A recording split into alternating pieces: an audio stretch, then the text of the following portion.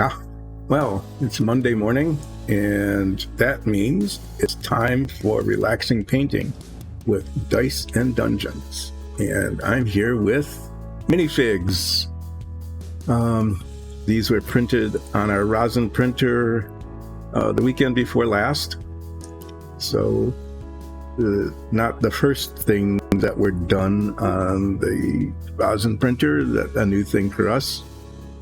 This was the first. The beholder that will eventually be painted by Nikki because it will require skill that is well beyond mine. But I was given 10 minifigs, and I've been working on those since last week, Monday. Started out with some cultists because they were the easiest. And I think they turned out to look pretty culty, I think. So that was that. And then we moved on to a couple of warriors that were, other than, reaching into some of these places to get the paint in, I think they turned out all right. They look, sort of menacing. They're kind of twins.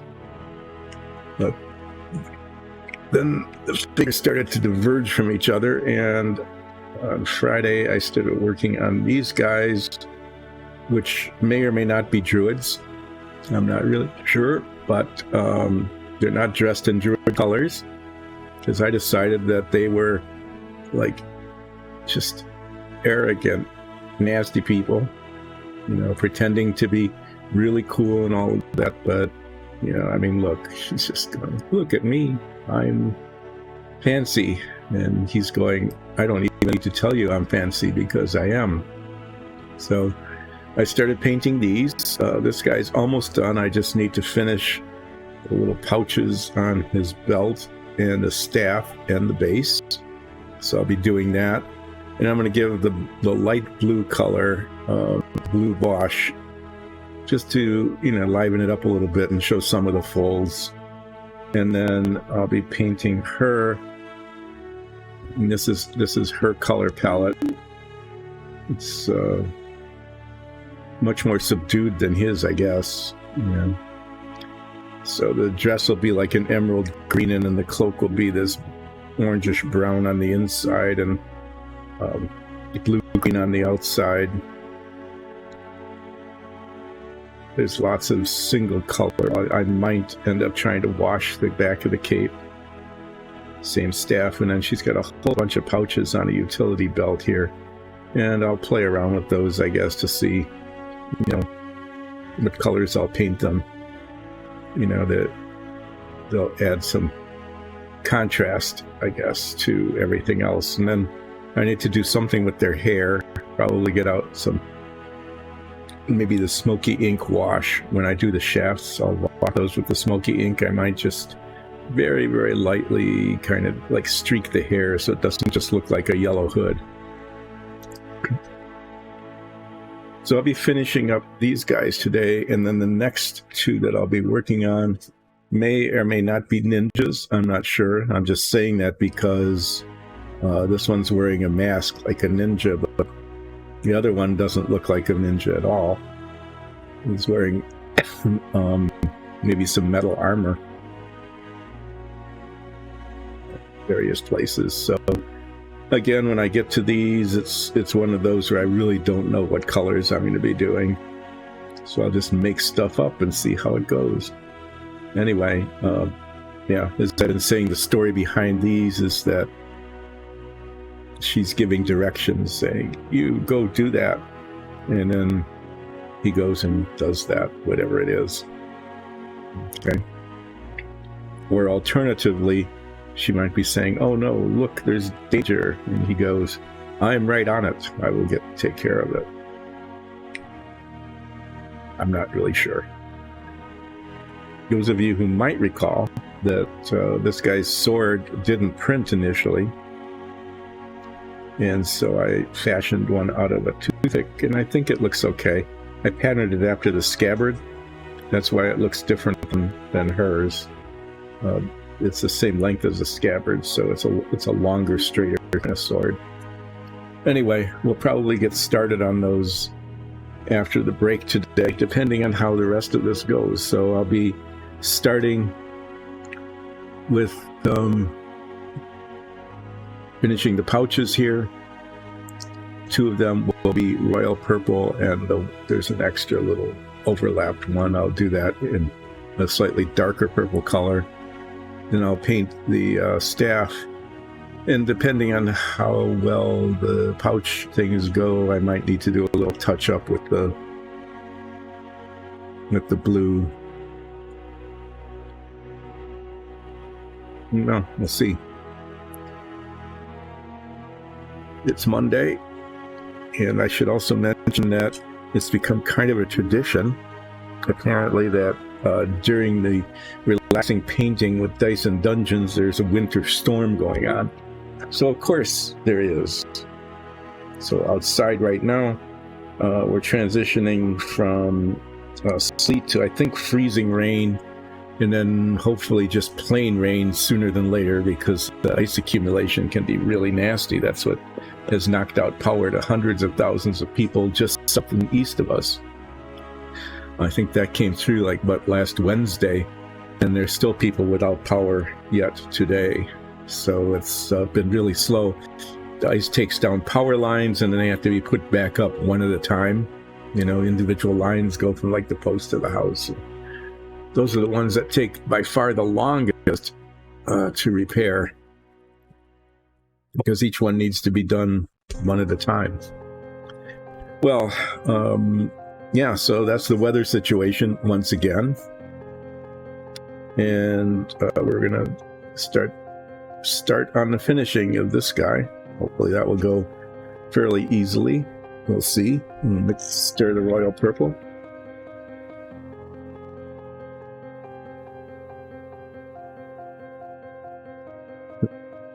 That's good. So it's not shaking the camera very much, but there was something else on the workbench that decided to give a good rattle this morning.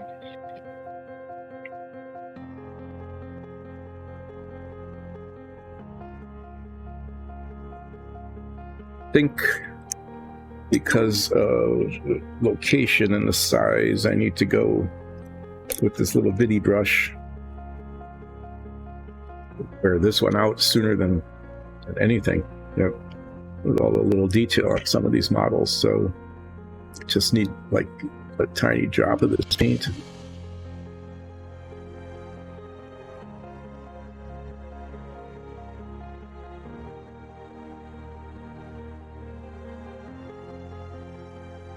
And this one, of course, is under its arm, right? So let's start with the difficult ones and work our way to the easier ones, right? Right. Trying to get my eyes to focus here. So I can't see up close with trifocals, because the only part that will focus up close is down at the bottom. So I'd have to be looking like this, looking up and down through them to see what I was painting. But then I take them off, and my eyes aren't entirely focused up close yet either.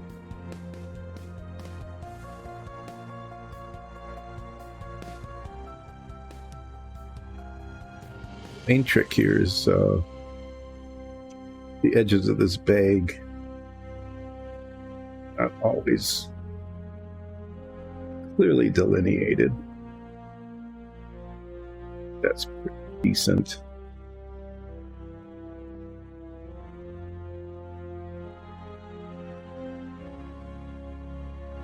See it from this angle, but I can't reach it from that angle, so let's see how we can do this way.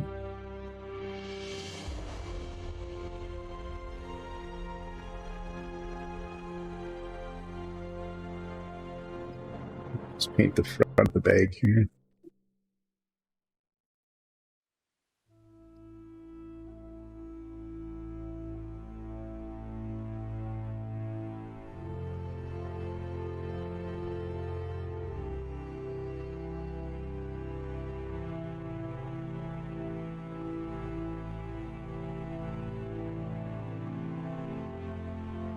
not sure what I'll talk about today. There isn't much to chat about. Complain about the weather, but once again, whatever we have here, it's not as bad as what happened down south. I guess there was another outbreak of tornadoes. We've been getting a lot of the last few years, January and February tornadoes through the heartland, and yeah, some of them very serious.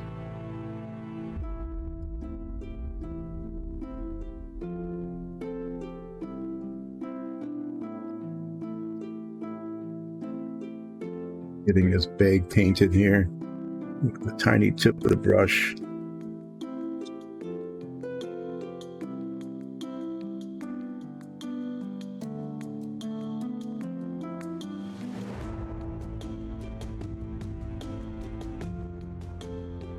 Okay.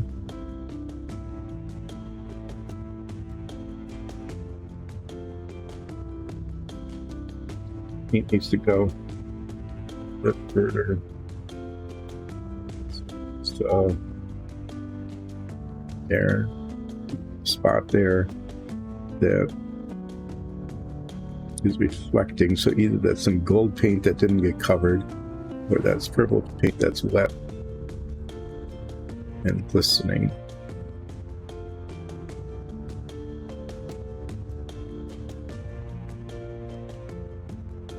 Okay, I think that's all right.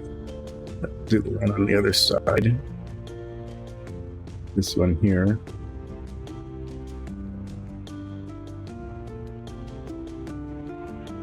I'll get kind of spread around and just is drying up on me.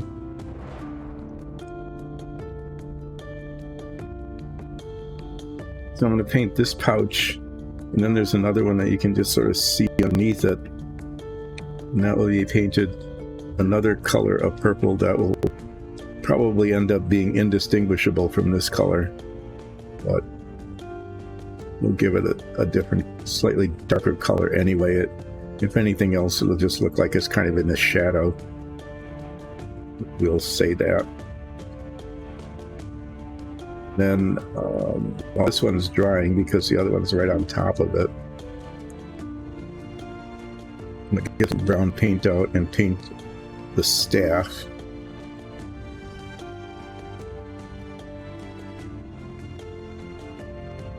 And while that's drying, come back and paint. Like I went a little too far up there.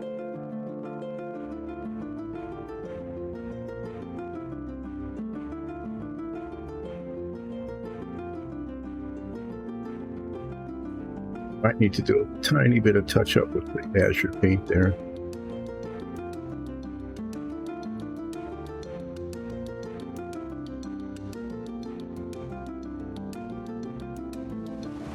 Sort of staying up camera.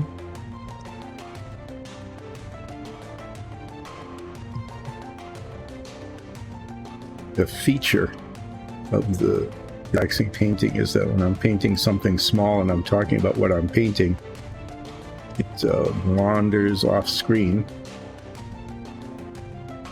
leaving everybody just sort of guessing what's supposed to be going on.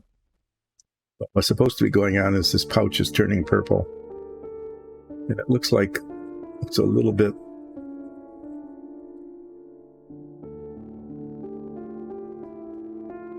sometimes just getting the edge just right. It's hard, and so from this angle it looks like it's just right, and then I rotate a little bit, it looks like maybe the purple came over just a touch. So I probably will pull out the blue paint in a little bit and kind of reduce that.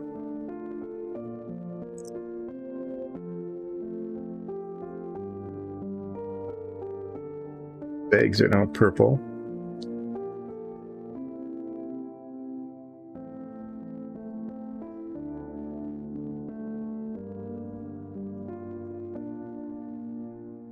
There's a little bit of purple paint down there too that I didn't even notice before. Blue paint out. I might try to remember to get it side too.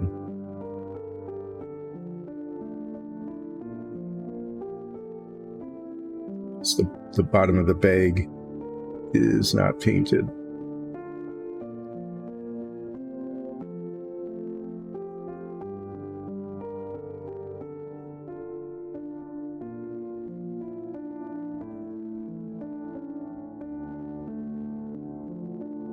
Yeah, see there, right there.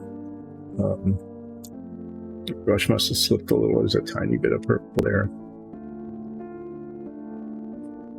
Anyway, we'll take care of that a little bit later. Clean this off now, and I'm going to get some brown paint and paint the staff. I can do that because it doesn't touch the purple.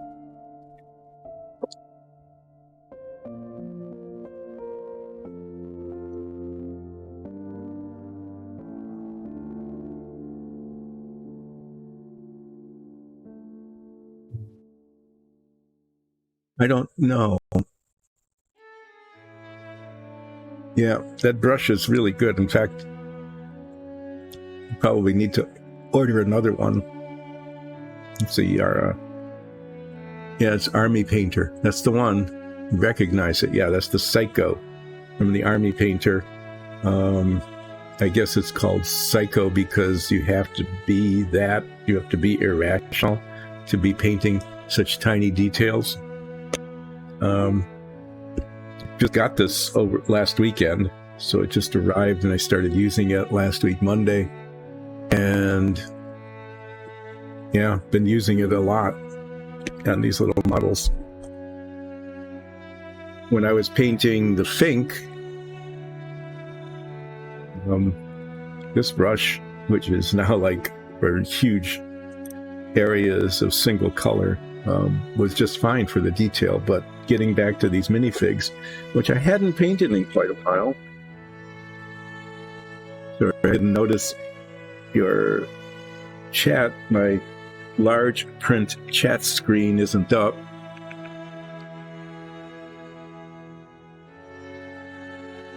Oh, congratulations. That's really cool. Yeah, I didn't notice that they were sponsored by the Army Painter because I didn't really pay attention to who made the brush. But congratulations, that's really cool.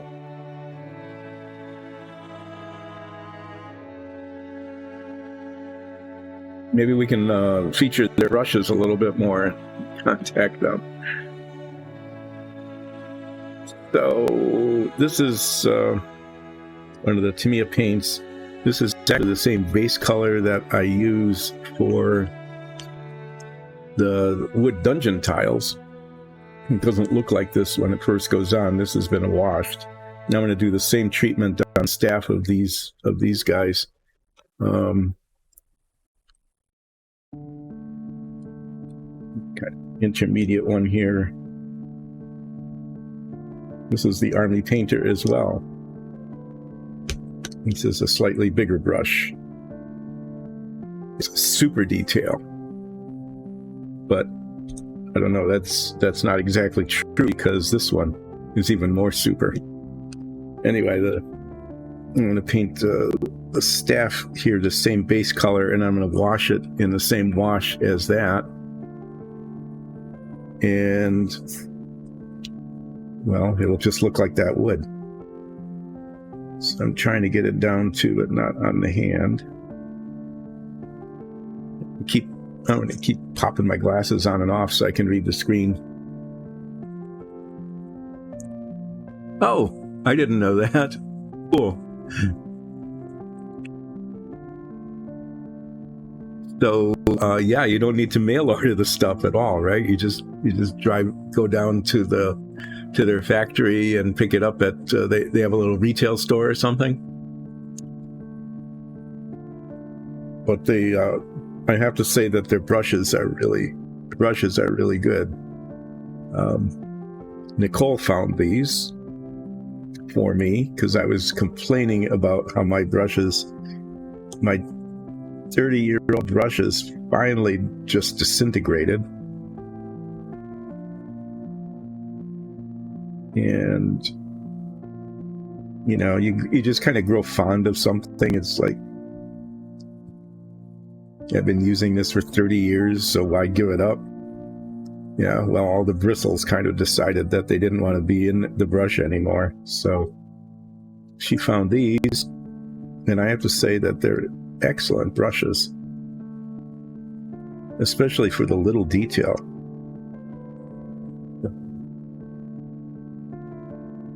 They hold the paint near the tip of the brush really well, instead of oftentimes it'll climb up like that.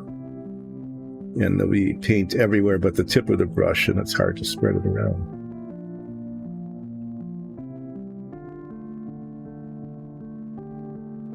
Really need to get my larger screen fixed again. Okay. Well, because they're sponsoring you, they might give you like a VIP tour. That would be really cool to see them make these. Especially since you're so close. So here in the United States, it is fairly common. It used to be, less so now, I think because of liability insurance or something like that. But most factories that made things actually had ongoing tours, sometimes free. Sometimes you have to pay a little bit to get in.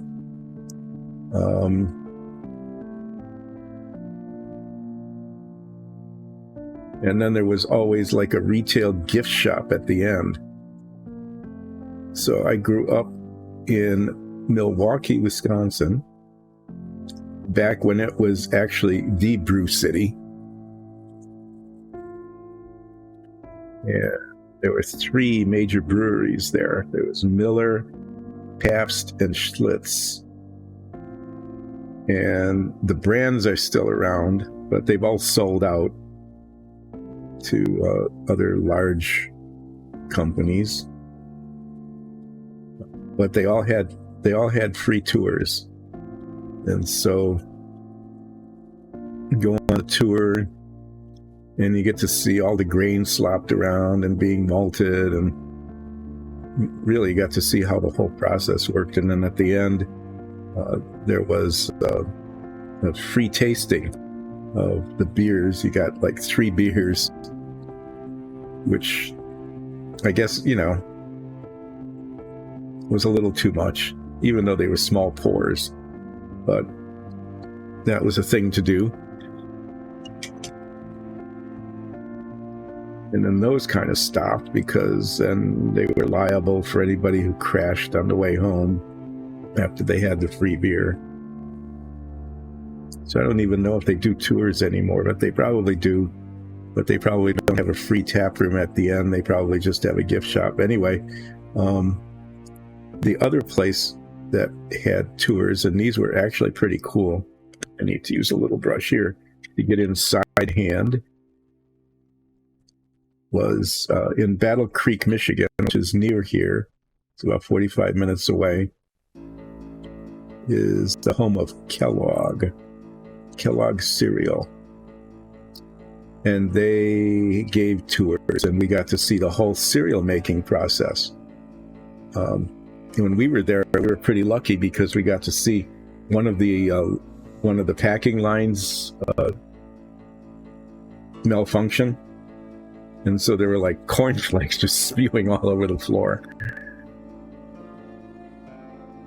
I know that they didn't reuse them or anything, but it was like, okay, sometimes things go wrong even on a cereal plant. But yeah, that was kind of fun. But then they stopped those tours, probably because they didn't want to see people to see cereal spilling all over the factory floor because the line malfunctioned or backed up.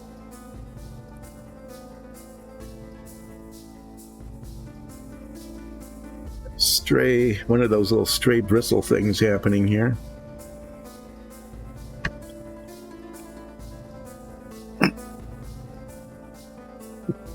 The X-Acto knife, and the one I need isn't in the holder. This is what happens when people use the workbenches. There we go. Every once in a while, I'm sure you have that, is that one of the bristles decides to go sideways, and it doesn't come back, it doesn't cling to the tip anymore.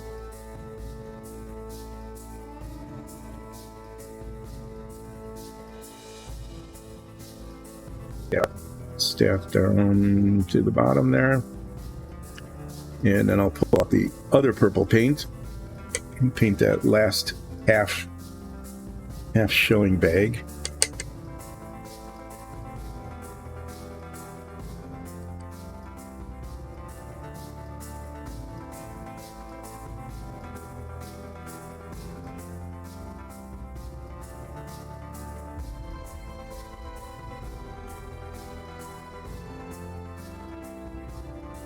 Tubes protect the tips pretty well, but sometimes they also cause a problem when you don't get it in right.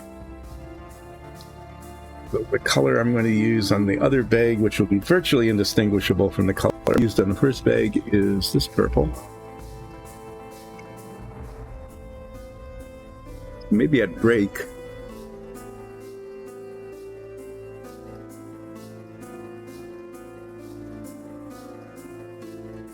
But yeah, you should, since they're sponsoring you, you should contact them and get a tour. And tell them that you know somebody else who's using their brushes and enjoying them.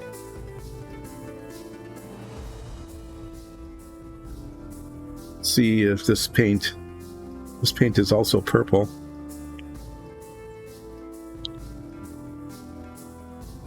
It's heavy violet. And as I said, it's a tiny little bit of it. It's right next to other purple. It'll probably be like only the people who are watching a stream will know that this other bag is supposed to be a color different than the other bag. Because if this is used in our D&D campaign, you won't be able to see the difference. Just won't be able to tell at all.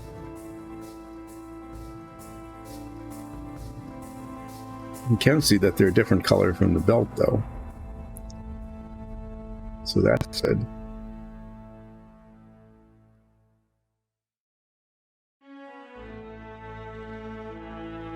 Yeah, I spoke too soon. We'll see how it looks when it dries. But it does have a different tone than the other bag. You might be able to see the difference. This is bluer. There's more blue and less red in it.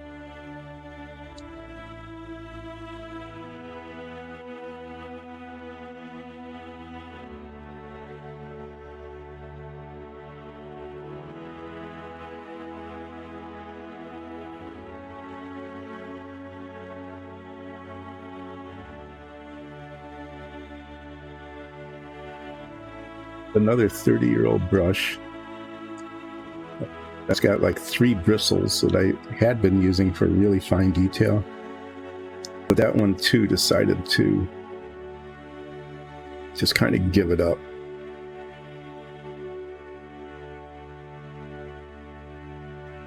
I thank Nikki for finding these brushes. They're really, well, I think she did it because she wanted me to do minifig streaming instead of Finks and submarines, so it was like, well, I had better brushes if we're going to do that.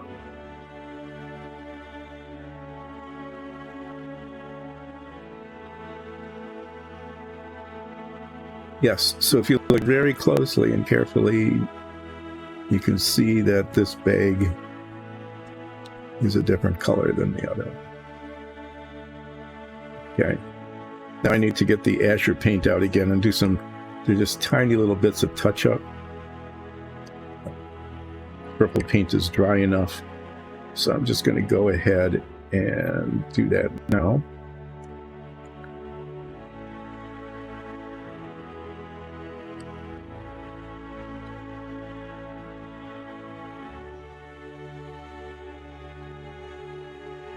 Oh, you think that they might?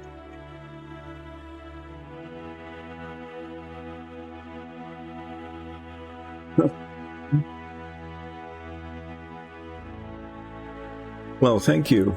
I really hope we'd get more viewers too. It's been slowly building.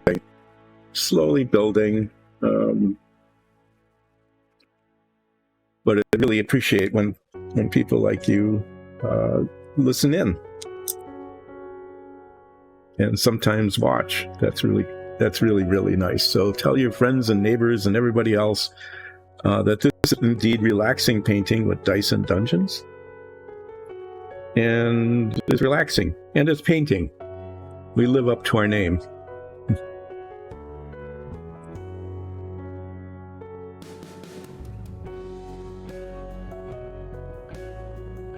What can I talk about today? You know, just, I keep saying you can't talk about religion or politics, you can talk about the weather, but everybody's weather has been terrible lately. Because, you know, in Europe, for a while at least, you were very lucky this year having a warm winter, at least in the early part of the year, because I know utility costs have gone sky high. Try to keep up with the international news, you know, and the whole situation there with energy costs and so on, you know, is really significant. So I'm hoping that has been okay for you. One thing you don't have that we get are tornadoes. I don't know if you ever get them there at all. If so, it must be very rare. But we've just had every year now, earlier and earlier in the year. Used to be a March and April thing. Now it's a January, February, March, April thing. Is that tearing through this kind of south central part of the country. Just big outbreaks of tornadoes. Okay. Now, what I'm going to do next is I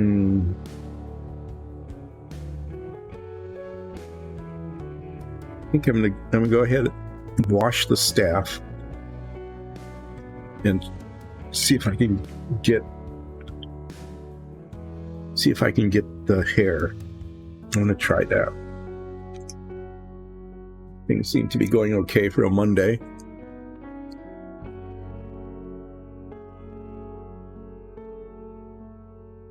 You did? Oh, that's so cool.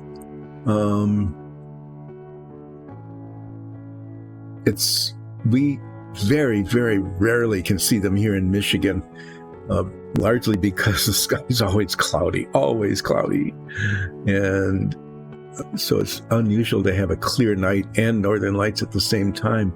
But were they good? Was it good display? In terms of the northern lights, was it like a beautiful green curtains that flowed for you?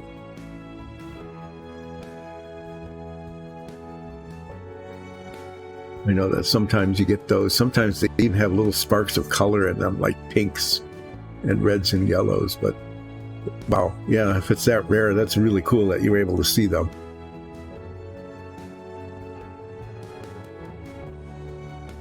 I've seen the northern lights twice, and that's been like over, well, longer than you've probably been alive. But we saw them once when we were driving through central Michigan. It was late and it was clear, and we just saw these weird little lights up in the sky, and we pulled over from over the side of the road just so we could see them. So that's really they're just amazing. So I'm really glad you had a chance to see them.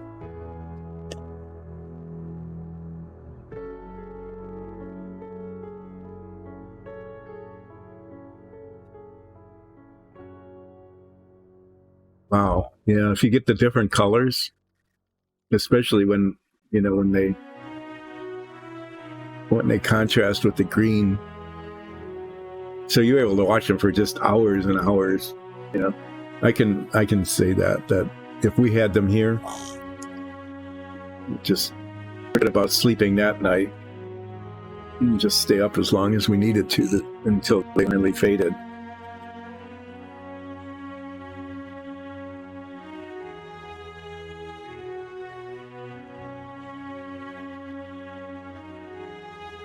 Yeah, it's worth being tired the next day when you can see a show like that. Okay, so this is the wash that we use on the floor tiles, and it's a really pretty color. Discovered it by accident one time. Decided we needed some paints, and it turned out to be way less expensive to buy a set of 12 different paints than to buy the colors individually, and it came with the so yeah, we were buying paints, and it was attempting basically to buy like 5 different colors, and they all came in this one set, which is really pretty nice.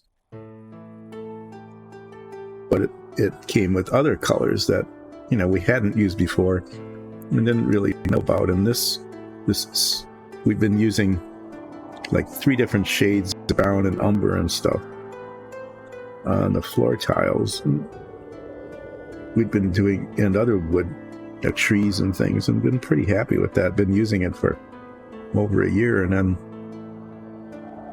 I said, well, let's just see what looks best. So it painted some color samples. I think like 3 different brown base coats and 4 different colors of washes or something. And this combination just said, oh, wow. This is really pretty. I would do the woodwork in my house this color, as it just came out looking so rich.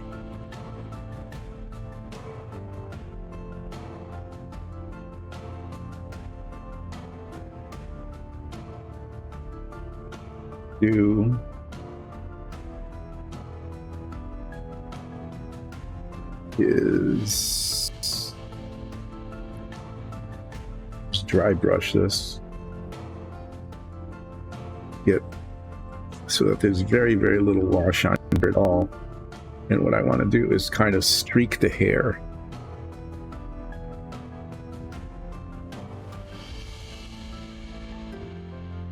Just pick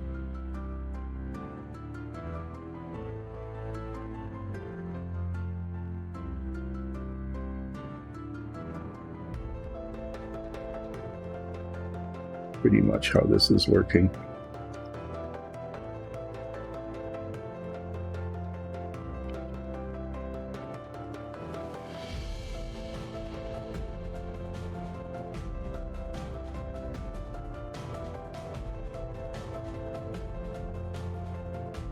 Okay.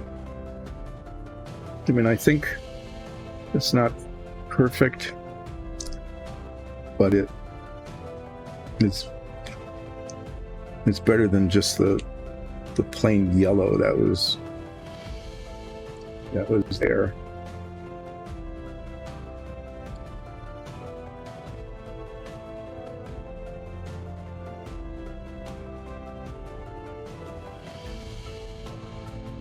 Just a little color in. It looks like he's got a bald spot there. Huh?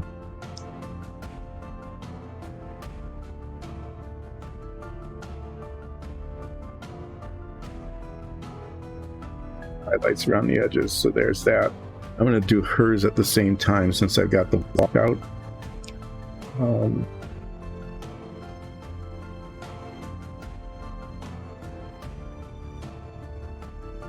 Later and hope for the best.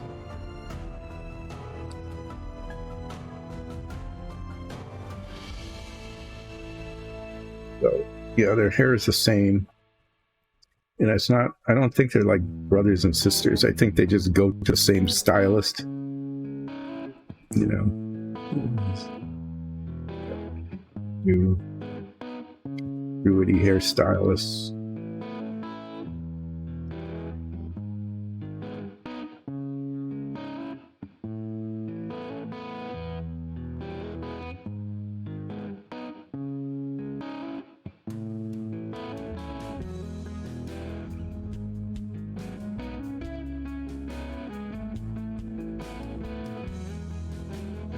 Kind of weird and streaky, but I think it looks decent.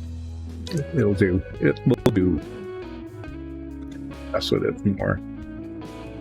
Probably should have painted her staff at the same time, but I didn't.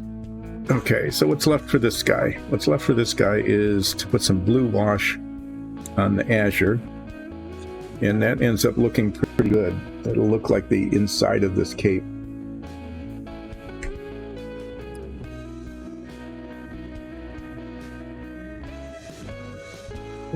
Again, it's just kind of, just little light brushes of it. This stuff, just the pigment just settles out of this, like, in seconds. And it really doesn't mix well. So we'll give this a good long stir and see how it turns out. Generally pretty uneven.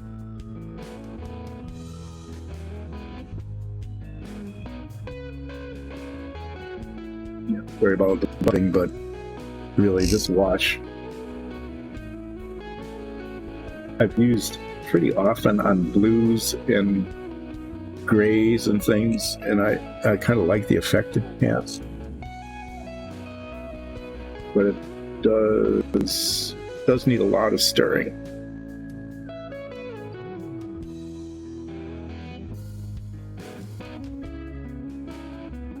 And after I'm done with this, I think I'm going to go ahead and paint the base and just be done with this figure. And then I'll start working on the female counterpart. Okay, well, that seems to be stirred. It's all foamy. Yeah, it's pretty consistent color. And there it is. And it's, as I opened it, sometimes when you open these bottles, yeah, well, that's gonna be I've now got a blue thumb. Yay for me.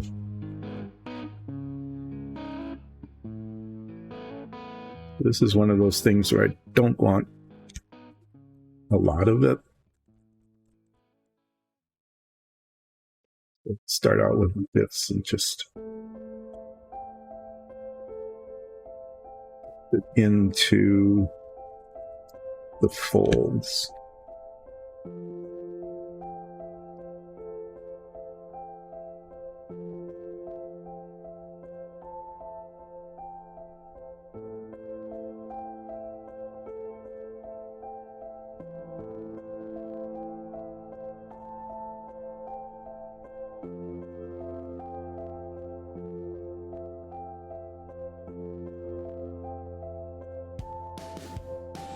Putting some up here. You can't really see too much, but just to make sure the color is uniform. You have like big bright spots.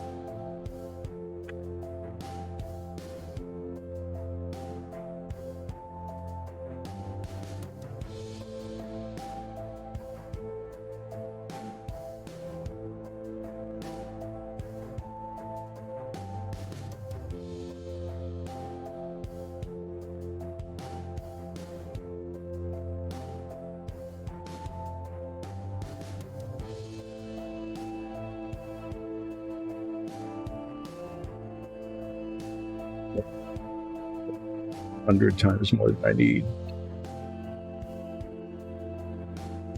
There. What it's doing here is just sort of settling in the folds.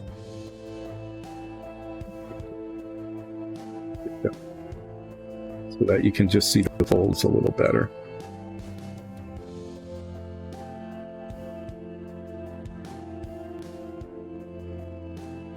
See that on the back. It's kind of a subtle thing, but little shadows.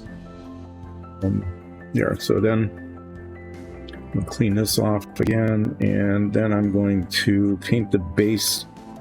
I'm going to paint the bases, all of the bases, the same brown. It's the same color I used on the warriors and the cultists. So we'll do that next. Give this a stir.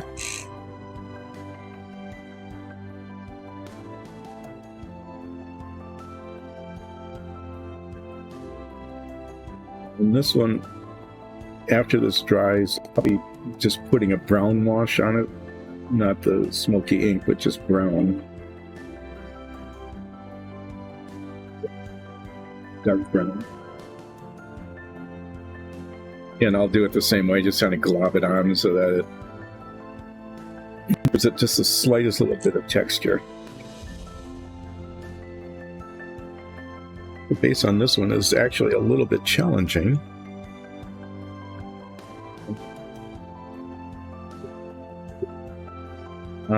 In between there and behind the cloak.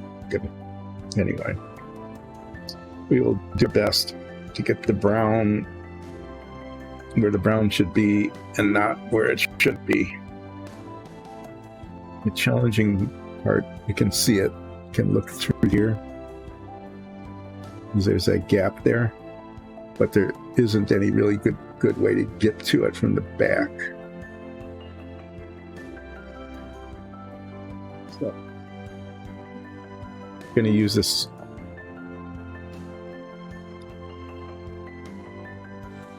super detail brush as opposed to the psycho detail brush, and put some brown paint on the base.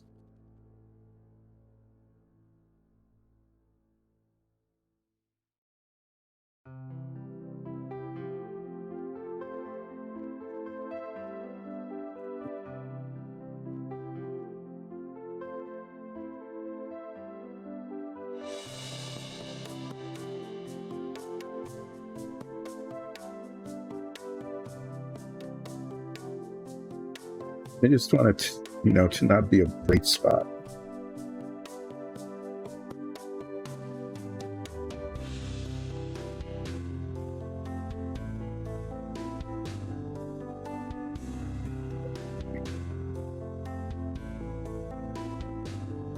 They started misbehaving a little bit last night. They've been really well behaved, and they're like teenagers right now. So every once in a while, I've been doing this for you. I've been sitting down when you want me to sit down now for the last month and a half, but I don't think I want to today, so yeah, too bad. It's just not going to happen.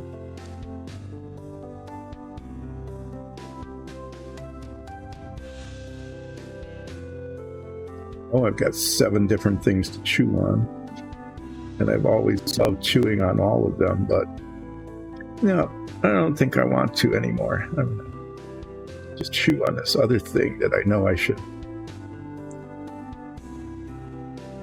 I understand that, as with humans, eventually passes, but at the moment they're being a little bit of a challenge.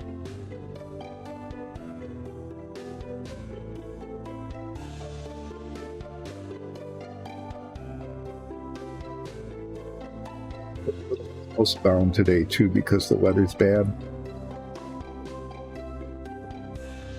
Their visits outside are going to be very brief and very functional. Let's just say that there's no extra outside time because it's sleeting.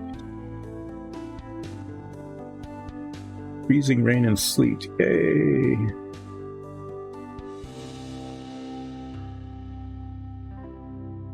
Let's paint the edge here. And then we'll let this dry and do the brown wash on. And you've seen this before, the really nice brown color, but very flat, as it should be, because it's flat paint. Little bumps of brown wash, just liven it up a little bit. Let's see.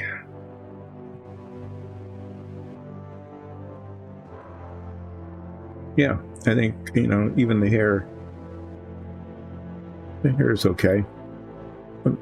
I thought about trying to do some wash detail like on the face and the fingers, but I just don't think it's going to work. You know, that it would take, the brushwork would have to be way too fine, even for that super detailed brush. And I don't want to change the color. So you can see kind of light and shadow for the face.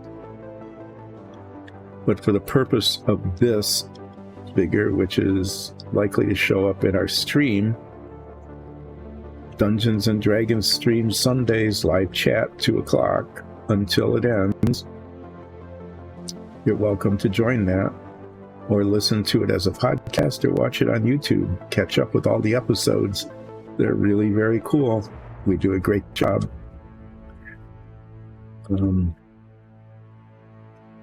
Dice and Dungeons and Dragons campaign. Anyway, yes, if these show up the stream, I think this level of detail is just fine. Okay, so let this dry, and now we move on to this figure.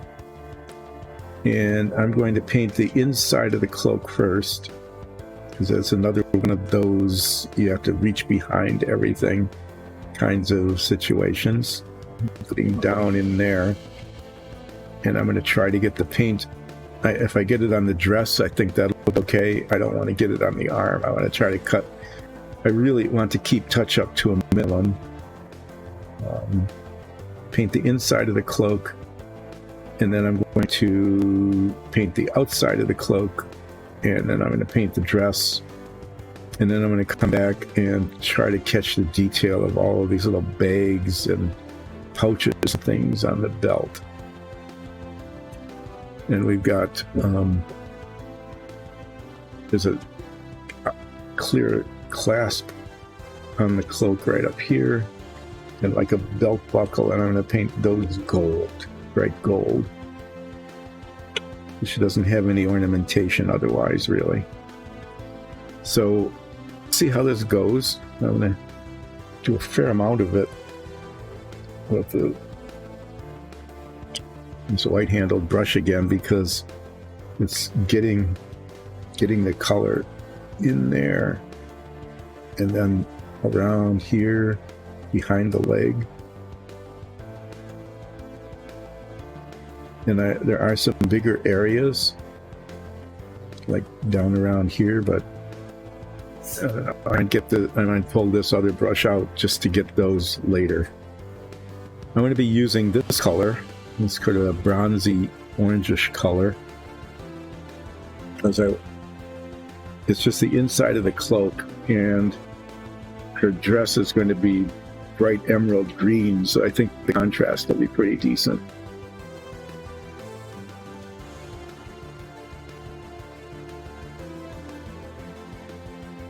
This one hasn't been used in a long time, so give it a good stir. Well, I have to say that one thing about this being a Monday that is typical of a Monday is that the time seems to be just barely moving along. Which is probably a good thing for getting painting done, you know, because I've got a whole hour yet before break, so I'll be able to get a fair amount of this done.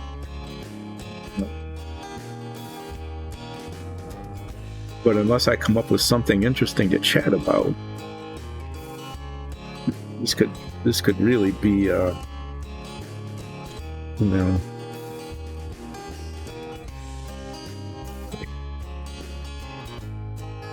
the right word. Not strenuous, not a chore, marathon. Anyway, it might, I hope it doesn't drag on for anybody who's listening in.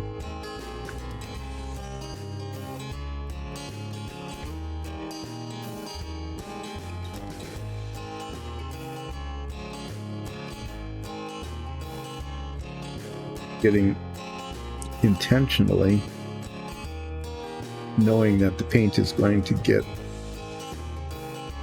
where I don't want it. I'm getting it where I don't want it on the dress side, not the arm side.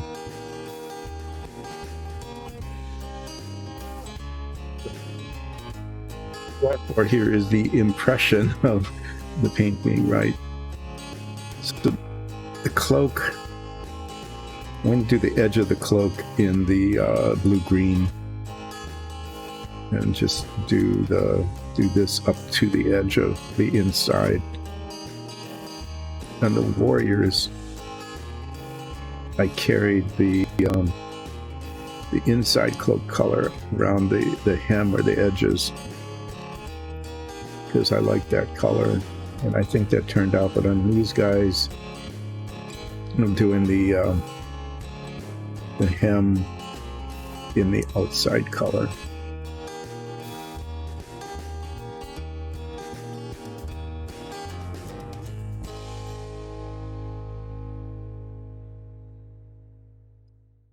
Okay. Yeah, it's really kind of mustardy looking, and I can't say, so I won't, that it looks much better when it dries. This is not the greatest color in the world, but I think it you know, for someone like these characters who think they have great color sense and are highly stylistic, you know, stylish.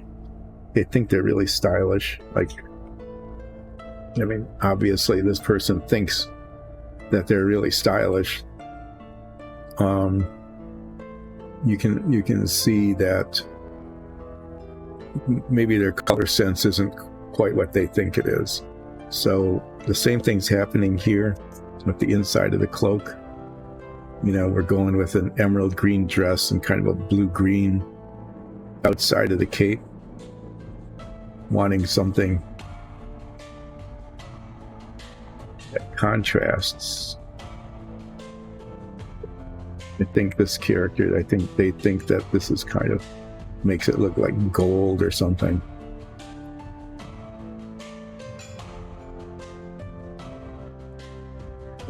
I'm trying to get into the mindset of a little plastic figure here in terms of their sense of style and color.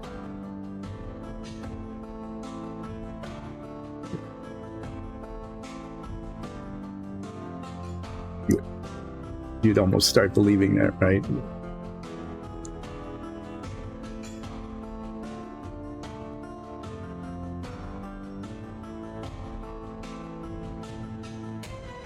Just wanted it to look like it would.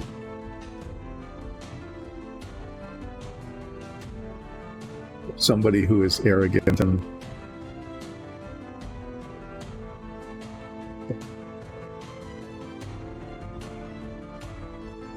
I was going for this really doesn't look very good, but it's not garish or grotesque.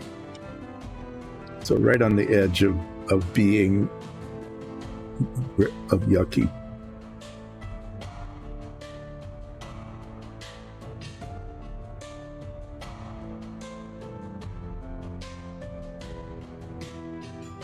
And besides, I wanted to use some colors I don't usually use. These guys offered the opportunity to do that.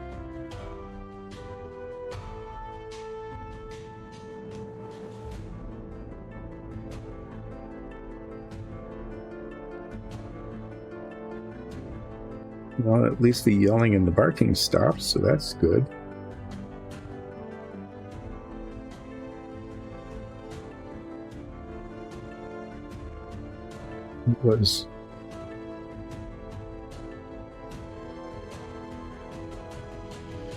Just only one or two little incidents. I don't hear any vacuuming or frantic sweeping or anything, so I guess there wasn't any real damage done. Just the dog pushing the limits of propriety. Okay, so there's that kind of yellowish color.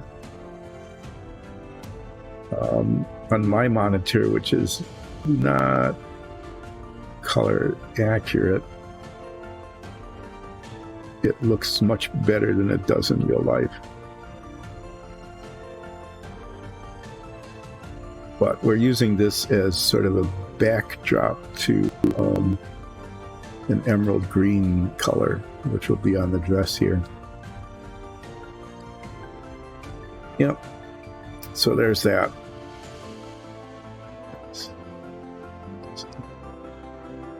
Not too awful. The other two colors are actually very pretty colors. And I want them to, they're bold colors, they're bold greens and blue greens. I think it'll look okay. So the outside of the cloak, there's a lot of it. So I'll be using a slightly larger brush with a little bit of detail around the neck. So I think I'm going to paint this bit first around the arms and the head and the neck, and then I'll be able to get the larger brush out and finish off the outside of the cloak. I'm going to be using blue-green, which is in the aquamarine range, but it's a little lighter, a little more white in it than in the aquamarine.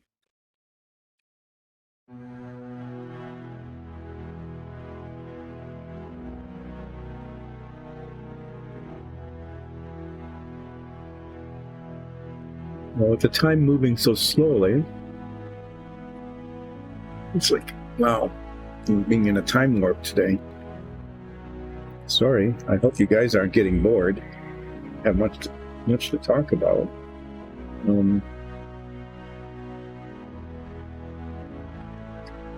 Yeah, what can we do? Northern Lights. You saw the Northern Lights in Denmark, and that was really amazing. Let's talk about solar flares. Okay, we'll talk about solar flares and the Carrington event.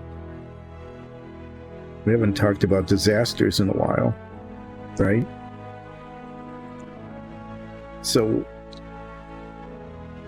the Earth is protected nicely by its magnetic field, which creates, which traps the electric particles, all the ions and electrons and things that come shooting out of the sun when the sun decides to belch. It shoots out all these charged particles. And, it's ongoing all the time with the solar wind, but sometimes this big loop, you've probably seen pictures of it because it's a frequent thing in astronomy magazines or even popular magazines. There's this magnetic field on the sun, creates this huge loop of charged particles that go shooting tens of thousands of miles above the surface of the sun, and the loop breaks. And this gigantic stream of very, very fast moving charged particles goes flying off into space. And it's all around the surface of the sun, so they're flying off into space at every conceivable angle and orientation, and the Earth, by comparison, is very, very tiny. So the odds of one of these things actually hitting the Earth is pretty small. I mean, there might be quite a lot of these flares, but, you know, the sun is huge and all the different directions that they can go in are not aimed at the Earth. So for the most part, we're pretty lucky we don't get hit by these things. But every once in a while, one of them does, in fact, hit the Earth, or comes very close to it. And it gets caught in our magnetic field. And the magnetic field is weakest at the poles. You know, the magnetic loop lines come down at the poles, and so they tend to capture and guide these charged particles down around the poles, which is why we get the northern and southern lights kind of streaming the way they do. What I'm saying is, you know, pretty accurate. I can't say that I'm an expert in this field at all, but based on what I read, we come to understand that's why we don't have like equatorial lights, okay, because the magnetic fields of the Earth spring up from around the poles and dive down that way. You either spring up or dive down, depending on, you know, it's all relative, right? So that's why we get the northern lights. And we get the southern lights. They're just the same. I don't talk about the southern lights that often because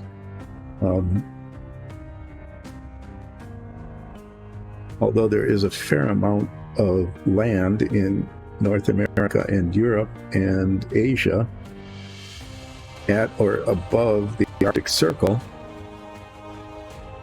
they see these northern, the auroras,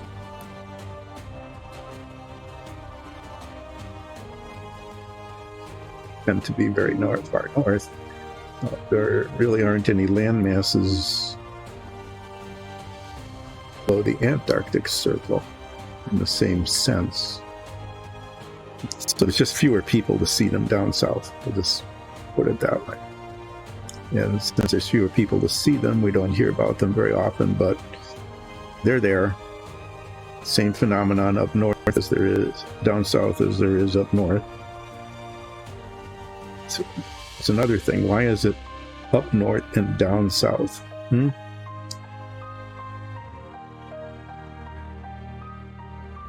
orientation is purely arbitrary. If you flip it over, and it's up south and down north. I know that sounds odd because we're just so used to hearing it the other way, but anyway, that's another topic we could talk about sometime, is why one up and one down.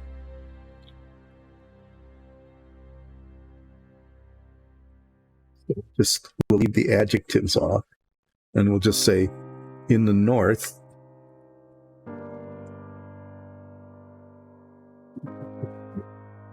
as opposed to the Aurora Australis. No, I'm not saying it right.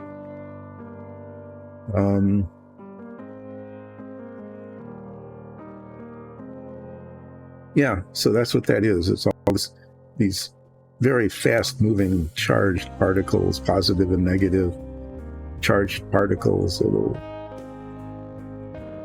bits and pieces of atoms that come flying off the surface of the sun.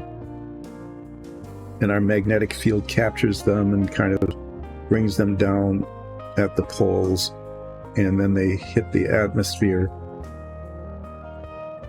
and react with the atoms in the atmosphere and give off light. And we see those as the shimmering waves of the aurora, which is really pretty cool. Anyway, for the most part, you know, we see these and they're very pretty and we enjoy it and kind of celebrate it all. But in fact, it's potentially extremely dangerous.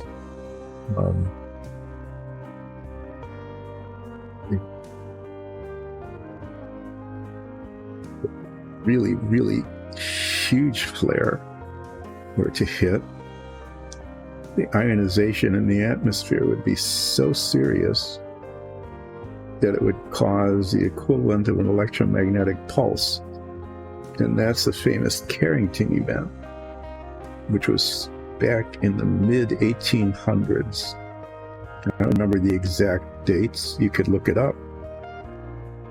For those of you who are interested, it's worth reading about the Carrington event because it's very, very scary. I mean, it wasn't scary at the time necessarily, but it should be.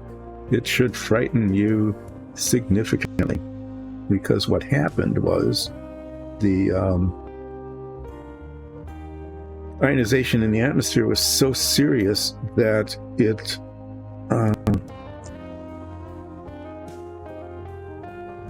created,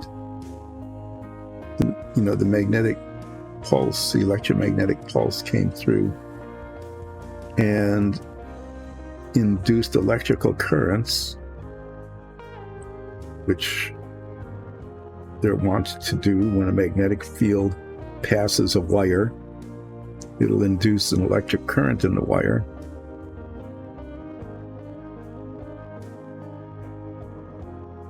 So significant that it actually caused sparks and fires in telegraph sets.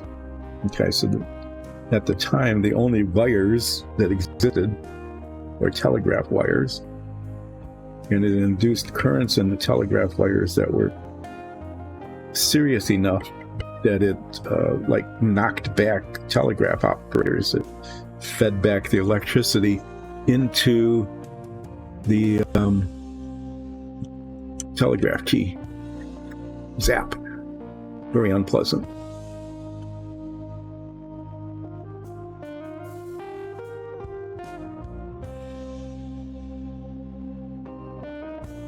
City tiles. Okay.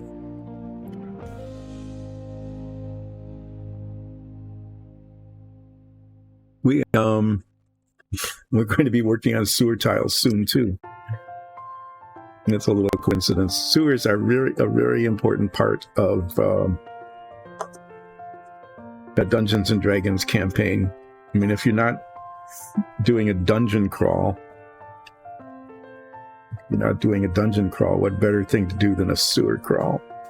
Because there's all sorts of really grotesque creatures that can be denizens of the sewers that you don't meet anywhere else. You can meet slimes and gelatinous cubes. If you're tired of kobolds or whatever, sewers are the place to go. Anyway, yes, the Carrington event happened, and it was basically a solar flare that hit the atmosphere, and the magnetic pulse, electromagnetic pulse, traveled through the atmosphere and created induced currents in the telegraph wires, knocking telegraph operators off of their feet, burning, sometimes just like burning through the wires even. Started some fires, probably like on telegraph poles, I'm thinking. Oh, that's a really pretty color. I think she's going to be, maybe the colors don't match exactly, but this figure, they're wearing very, very pretty colored clothes.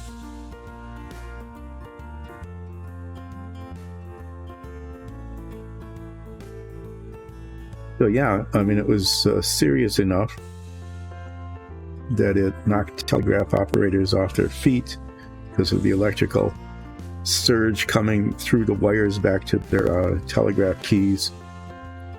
Started fires, disabled telegraph systems on kind of a major scale. And we can look at that and go, oh, that's kind of cool and interesting, but so what? Well, the thing is that the only wires at the time were telegraph wires, right? And it did that to them. And so the reason you should be afraid, very afraid, stay up at night worrying about this, you might as well. So much for relaxing, right? Nothing more relaxing than talking about potential disasters, civilization-ending disasters. I think I could do that. Maybe the next couple of streams we'll talk about civilization-ending disasters, because there's whole television shows and podcasts and everything else. You can. I don't have to even make this stuff up because it's out there all over the place.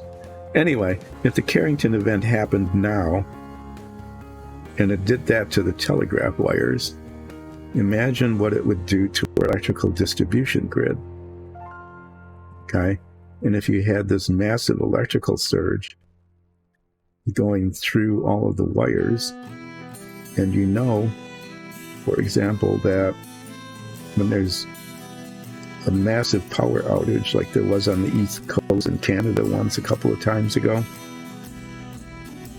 many years ago, it's because there's a voltage spike. Well, that voltage spike could be over most of the world all at the same time. Okay, so that yellow and blue, actually, it looks better than I thought it would, which is either a good thing or a bad thing, depending on what I was attempting to do. But, so if we had one of those solar flares of that magnitude hit us now, it would basically fry the electrical grid of most of the planet all at one time. And in fact, it would mostly fry the wiring in your house. I mean, you could even have massive house fires up all over the place. Satellites are not protected by the atmosphere, and they have all sorts of electrical stuff in them. They would be badly affected. So that's one of the reasons why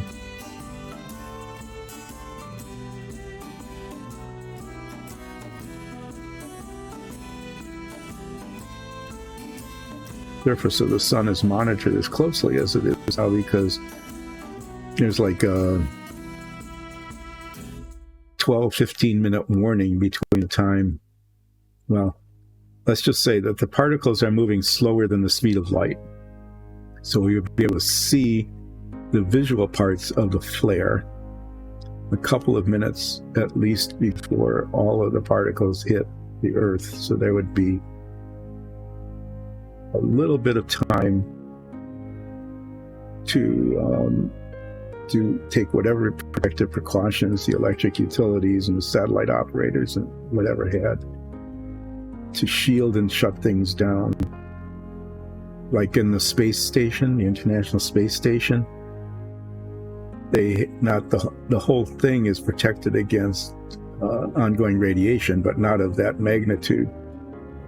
So they would seek refuge in one of the attached capsules, which has a little bit more shielding, or they would attempt to rotate the space station in such a way that the people in it would be on the side opposite the side that was hit, so they'd get as much of the space station between themselves and the incoming flare as possible, which would be a good thing because that would minimize the amount of damage.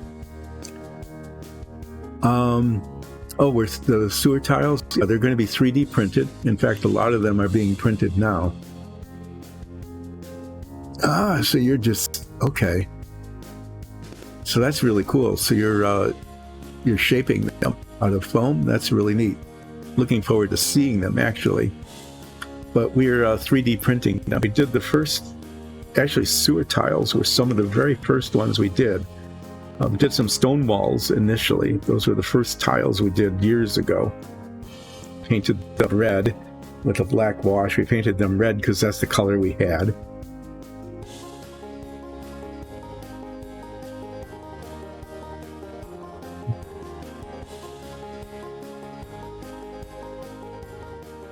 Really? That fast? Wow.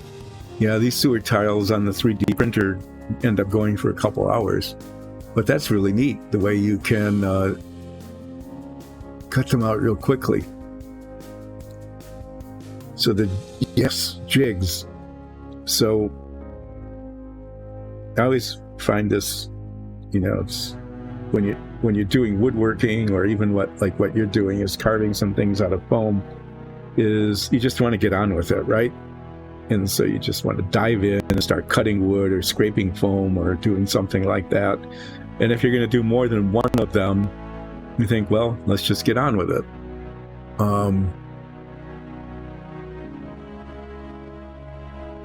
And one thing that anybody who does these things, even if you're just doing a one-off, is getting the correct jig to hold the material in the right place, and so that you can just do what you're doing quickly and accurately. I remember my brother and I were cutting some floorboards into baseboards, and we were just shaping them, and took the better part of half a day to get a jig set up to hold the material in just the right spot, and then just took us maybe 30 minutes to cut 40 feet of floorboards into the right shape to make baseboards. But it went very fast, and it was accurate and beautifully done. And then, all of the work was putting the jig together. So that's really,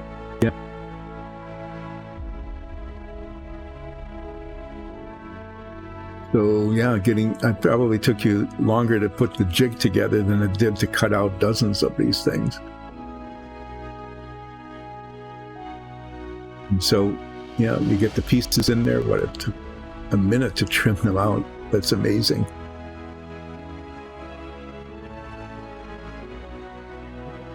Yeah, I'll have to talk to Alexis about it. I know she's really firmly committed to the 3D printers. We're printing all of our stuff in there. I think it looks really good, but you want things on the table for your campaign. So how do you find painting them? If you make them out of foam, do you just prime them then and brush paint them, or airbrush?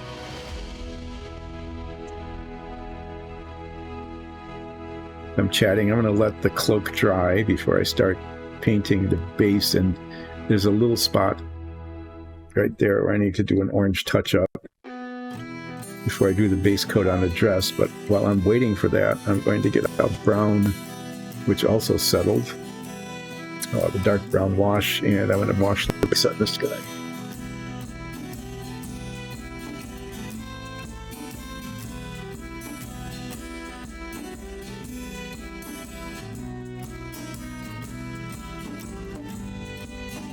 Yeah. But the time that you say that, putting the jig together, even if it took a day.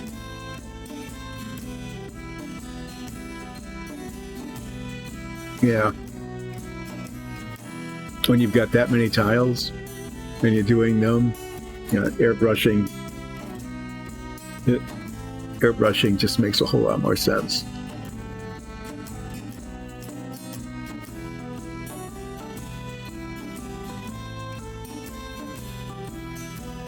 I am very badly skilled at airbrushing. I got one like 20 plus years ago when I was thinking I would be doing a whole lot more plastic model building than I ended up doing, and I used it like 3 times, and I don't know what I was doing wrong. I still don't know what I was doing wrong, but I was clearly doing something wrong, because although the paint on the model came out okay, just cleaning up, I don't know, the paint just got everywhere. And I'm doing the brown wash on the base here. This is like I've done before. I'm sort of dabbing it on because I want it to look uneven. Just give a little, it's just a flat plastic base. So I want to give it a little bit of texture, and I'm going to do that with the wash. Make it look kind of like, knobbly dirt. And then the paint gummed up the, I don't know if I was using the paint too thick or was holding it wrong or just aiming it wrong. Like I said, I was able to get the paint onto the surface I was painting, but I was getting paint everywhere else as well. And just, I don't know, I got frustrated and gave up. But I need to pick it up again because if I ever start working on the submarine model that I opened up a week ago, I may have to airbrush that. And if I ever do a larger airplane model, you just can't, even if the levels pretty nicely, can't really brush those kinds of colors on and hope to have a good surface on that kind of a model. So I might pull the airbrush out again for myself and use it. Nicole uses it all the time for priming. That works pretty well for priming. Yeah. So I'm not the only one who just has to spend forever.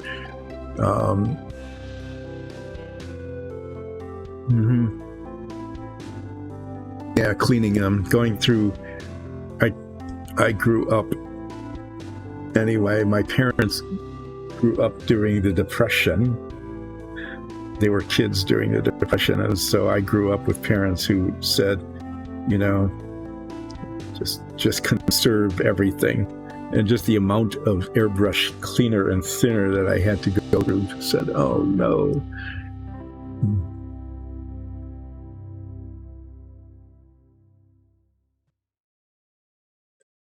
So we've been using the airbrush to prime, doing all the priming with the airbrush, but what we're looking at, I don't know, I kind of like painting the base coat on the dungeon tiles, and they're all textured, and so there's no brush stroke issues on it like you would with a big flat surface like an airplane or something. But we've been thinking about using the airbrush to do the base coat as well as the primer on the dungeon tiles, just to speed the process up. I'm not sure.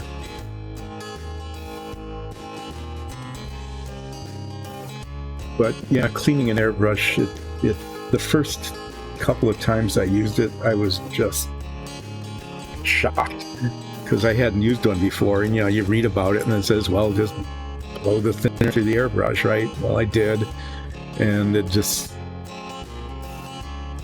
took way more thinner and way more time to really get it clean than I was expecting. And then the first time I did it was with a bottom feed airbrush, one of those that just kind of creates a vacuum and sucks up the paint from this tiny little metal cup that goes underneath it. And so I filled the tiny little metal cup up with paint and spilled it, of course, and then wiped that all up and attached it and started brushing. And the cup fell off and that spilled, of course. And I cleaned all of that up and tried it again. And then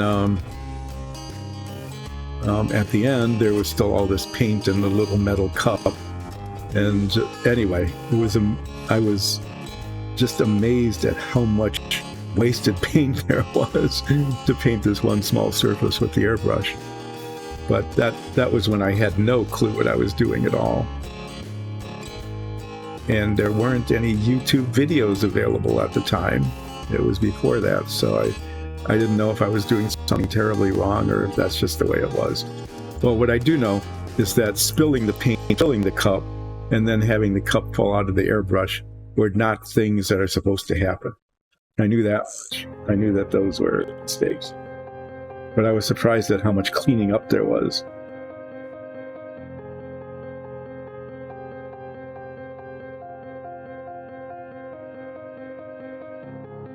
Okay, yeah, well, I'll be taking a break in about a half an hour, but yeah, enjoy your dinner. Thanks for joining in and chatting. And if we see you later this afternoon, that'd be great. I'll be going probably, I've got 2 whole minifigs to even get started now, so I'll probably be going into 2, but breaking from 12 until 12:30. So, and congratulations on seeing the Northern Lights. That is just amazing.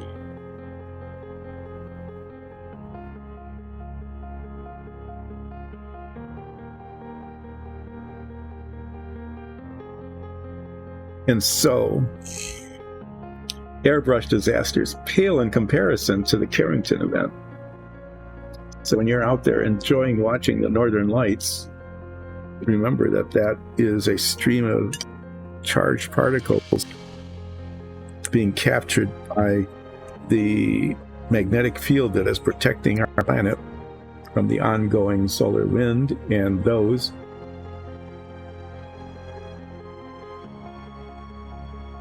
and that if it gets overwhelmed by a massive solar flare, it will, more likely than not, create a huge problem for our electrical grid, all of our electrical appliances. That was, I shouldn't have put that in there, but okay. Yeah.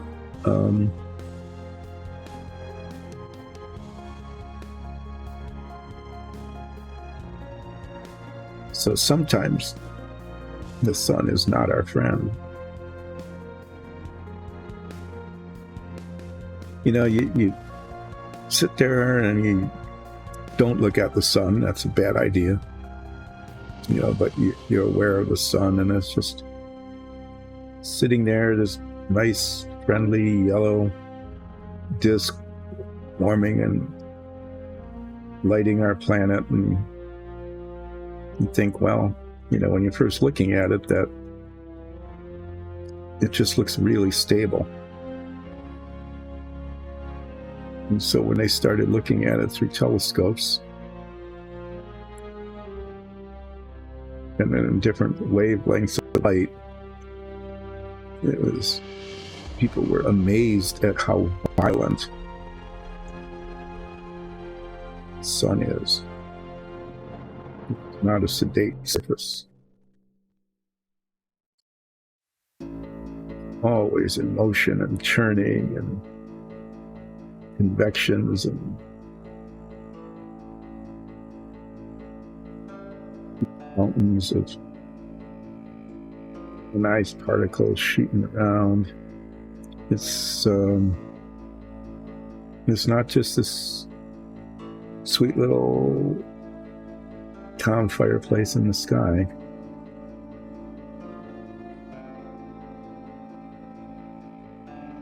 Now there's a spacecraft up there whose name I don't recall. It's worth looking into. There's actually flying close to the sun, I think inside the orbit of Mercury even. Kind of like getting into the coronosphere even. Just exploring. I'm not sure how it's shielded. It just strikes me as being pretty amazing that it could be done. Okay, another touch up there. Trying to get the green paint up to, but not over, and I got the up to, but failed on the not over. Yeah, the sun turns out to be a pretty violent place, which I guess isn't too surprising because it's nuclear fusion, right? The temperatures and pressures are so high that these atoms that are mutually repulsive, the nuclei of hydrogen, get squeezed so close together that they overcome the electromagnetic force and get close enough together so that the strong force binds them into the nucleus of a heavier atom.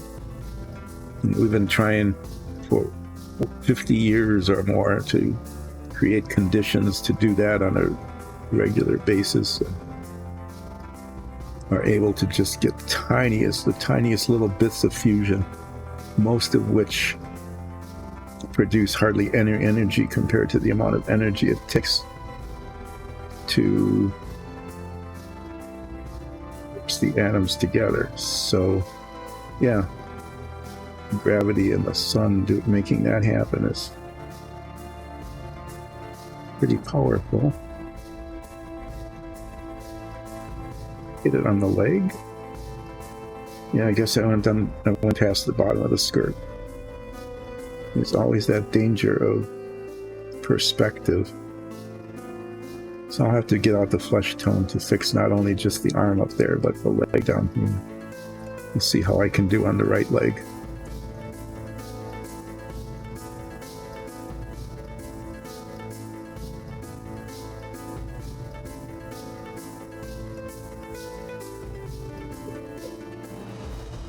Just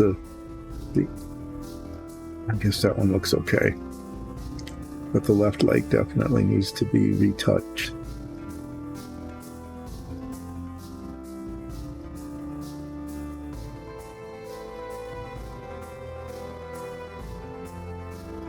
This emerald green is a pretty good color. Blue green of the cloak I think is really nice.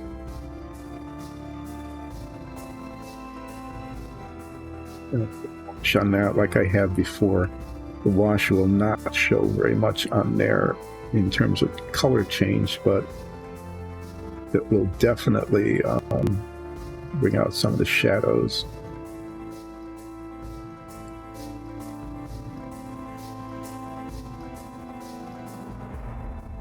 This leg a little bit there, and the edge of that leg need to be touched up. And then we've got all of this junk on the utility belt here.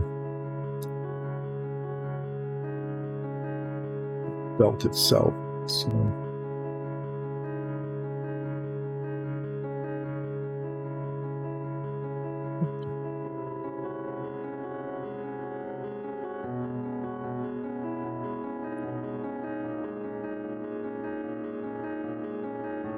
this needs to dry.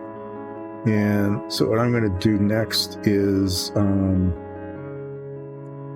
there's a little orange touch-up that needs to be done there. So I'm going to get that. And then I'll get the flesh touch-up on the knee and the arm. But there's also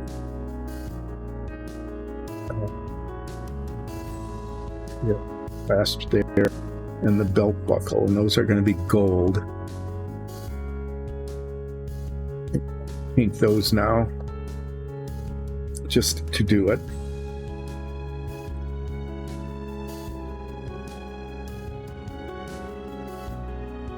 So let's see.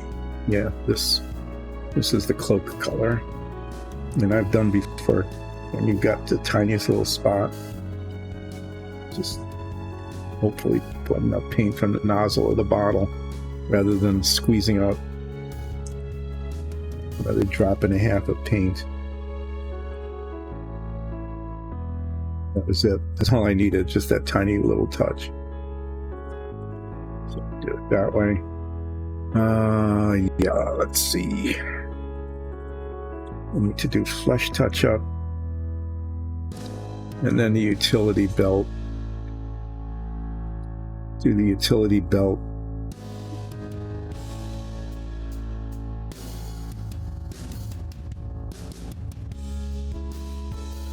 Yeah, I'm just looking at this. I'm gonna just grab a bunch of colors. I don't know.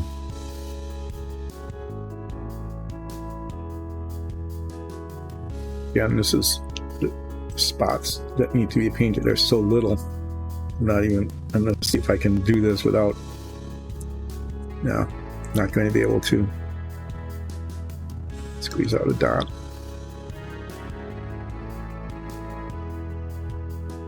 One of the reasons I'm doing this first is that if the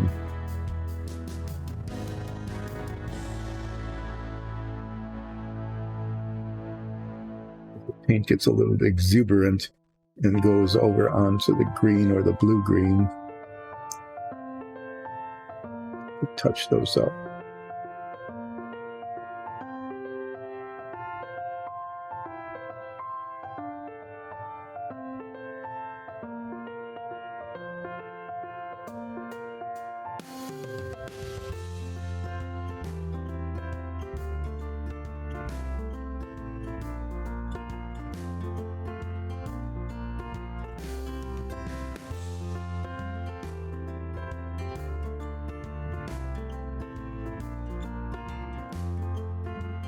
That looks okay.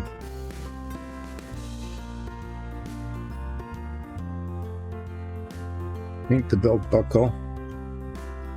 Down here it's mainly so I can even just see it.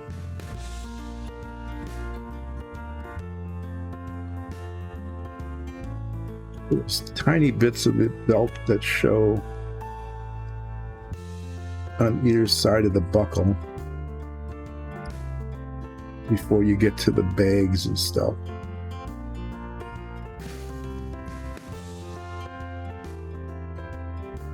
I'm going to just paint that black, the shiny black.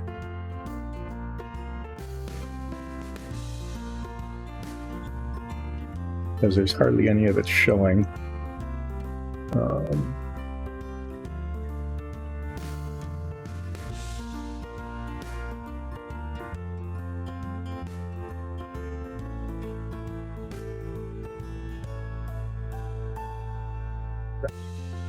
Get this one.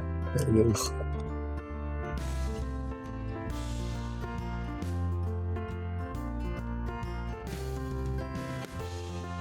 And then I'm going to do the touch-up on the flesh tone on the arms and the legs. And it'll be really close to break time. I think I'll paint her staff too. I'll get that done. In fact, I want to paint the staff before I paint the flesh tone touch-up.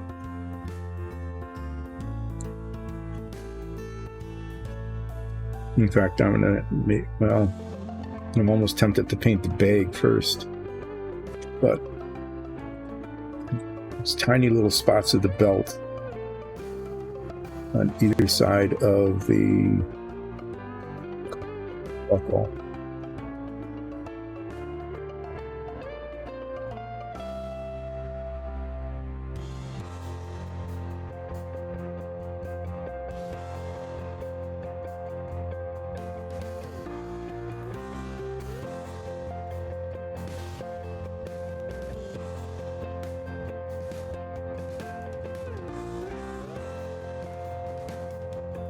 Painting them black for contrast. Basically, it's contrast with the green and contrast with the buckle.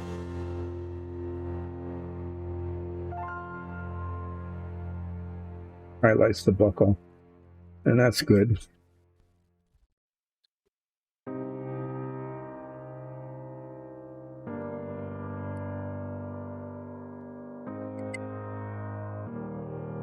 With the staff.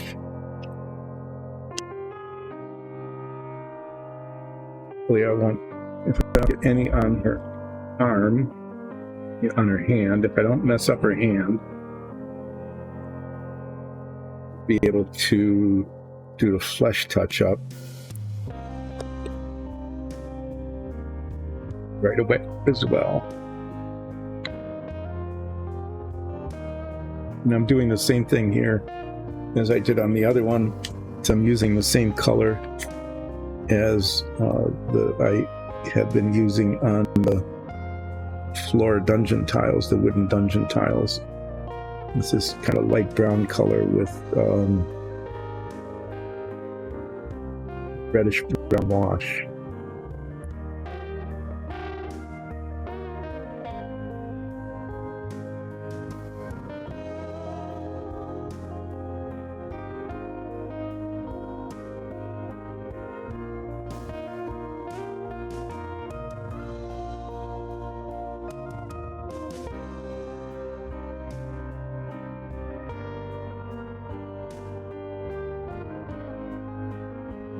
Same issue here as I did on the other is that her thumb is wrapped around.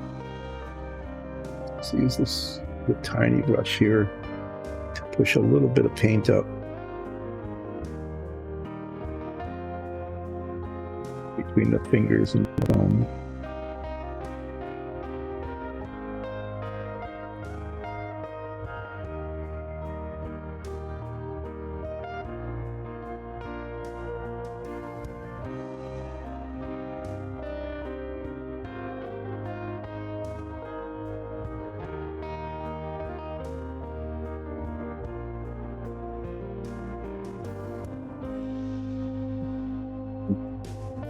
looks good enough. We'll finish the staff. And we'll do the flesh touch-up.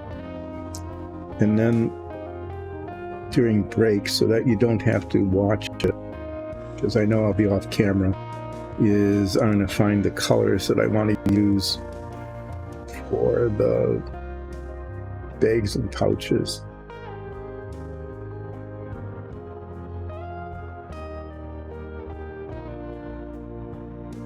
Okay, that's interesting. Yeah, the yacht actually broke a little bit there.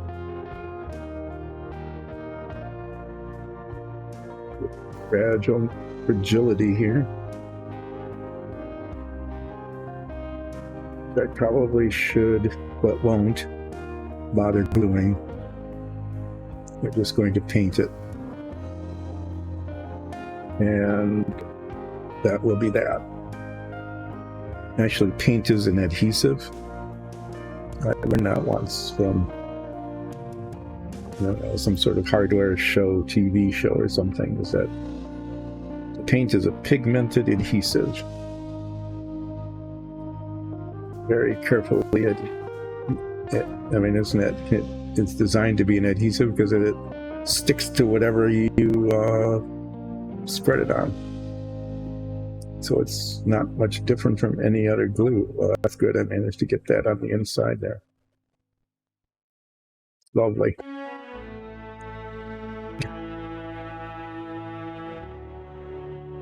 Need to get this color out again too.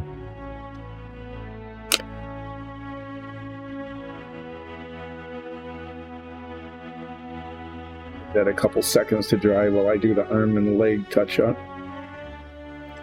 And then it will be break time, and as I said during break, I'll be finding the colors that I want for the pouches and bags on the belt.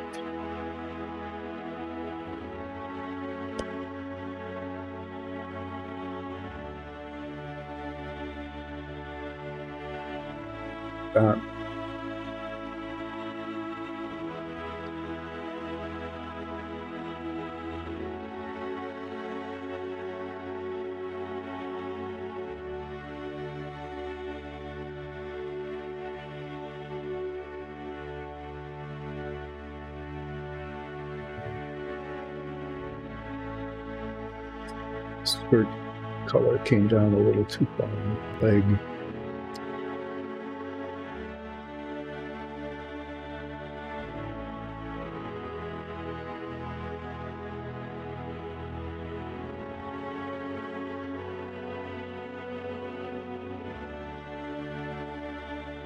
That look close.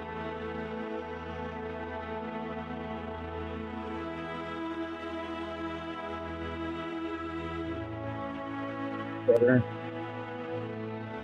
Was there another spot? I'm trying to remember if there was another spot somewhere.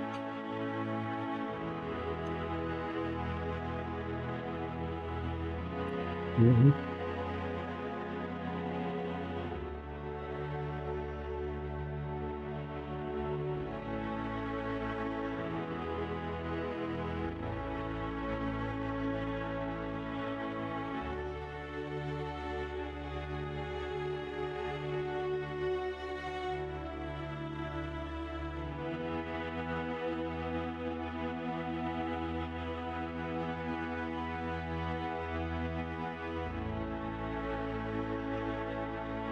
That arm looks okay.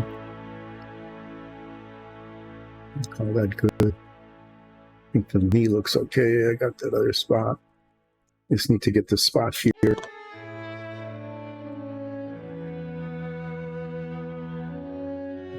Touched it.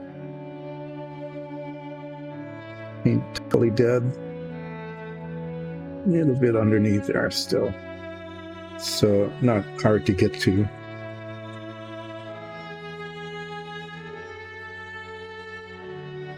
Okay. All right. So let us recap before break. What we have here is we we have a completed, whatever this is, druidic kind of person, maybe. I'm not sure. All fancy colored, looking very sure of themselves. I guess you have to be if you're going to dress like that. Is that a spot? Yep, there's a spot there that I need to touch up, so it's good to look at this like that. And so this one's done, except for touching up that little spot of blue. I'm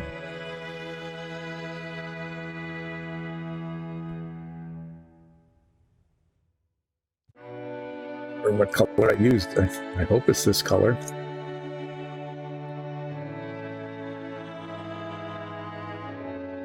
If not, it will show.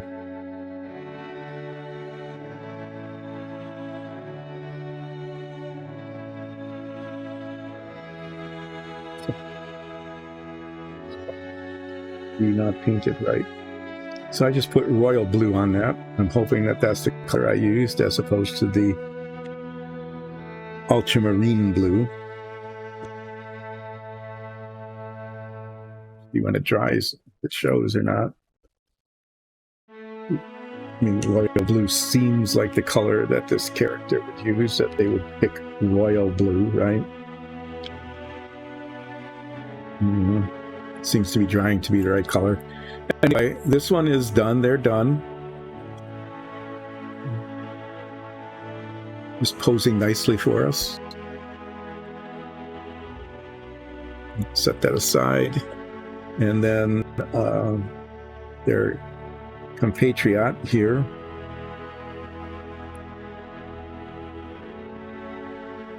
gesturing, whatever, sticking their hand out for a reason. Not sure why. They're almost done. I just need to, there's like a bag and 2 pouches and a little cylinder kind of thing, and then another bag hanging from a utility belt. And I just need to paint those some sort of I don't know, just bright, obnoxious color. Whatever colors seem to be appropriate for those kinds of things, then I'll pick those out during break. And there's a spot on the dress that didn't get painted. It's another one of those, you keep looking around and find something.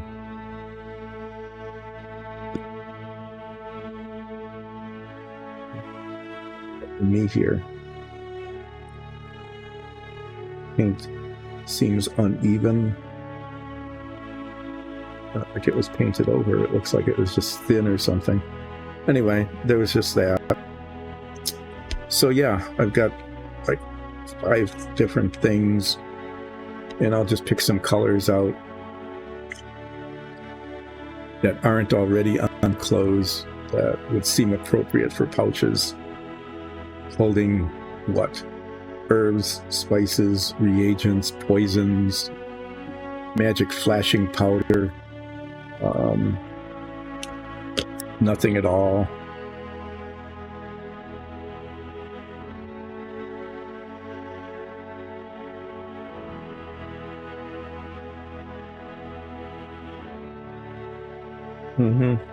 So this one just needs 5 different colors, and then I'll paint the base and we'll get done with that.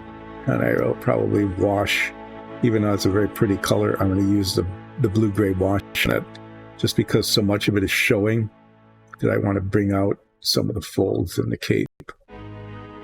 And then we'll be done with whatever these are. Druids? Maybe. I don't know. We'll find out if they show up in our stream sometime, what DM thinks that they should be. But I'm going to go away for like 20 to 30 minutes and come back and finish this figure up. And then, since there seems to be a lot of time today, for some reason there's like extra time, I guess I'll start painting these guys. I don't know. I think I might just go with like Robin Hood kind of look, you know, browns and greens. This one has some armor. I want to call it leather armor. Yeah, I'm just going to go with browns. We have lots of browns and greens, and so I'm going to go with that look and see how they turn out. What can go wrong? But this one first. I'll be back in a bit. Thanks for joining in so far, and we'll see you as we resume relaxing painting after the break.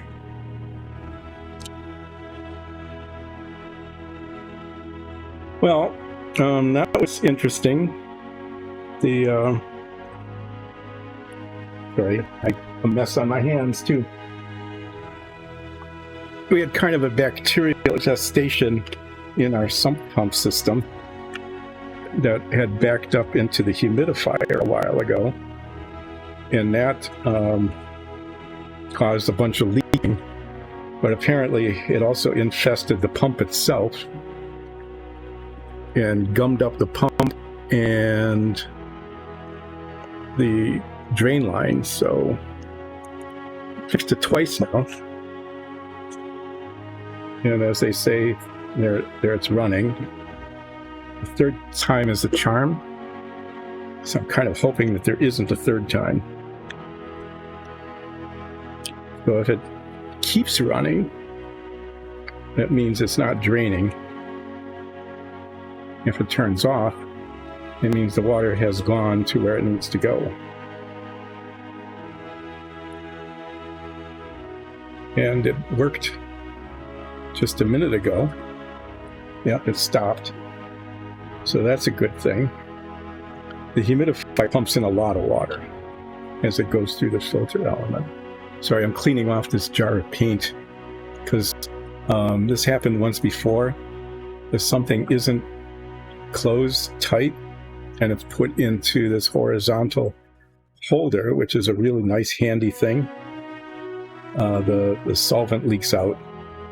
Made kind of a mess in the holder. I'll get to that later, but I wanted to get the jar. I'm going to actually use this color. I'm not going to get as far as I thought today because, well, it took an hour, and I'm hoping that that gets edited out so that the break doesn't seem quite so long, but it just looks like a short episode. So I've got scarlet red for one bag, deep green, that'll be another bag. I think I'll paint one just buff. Buff is a good color.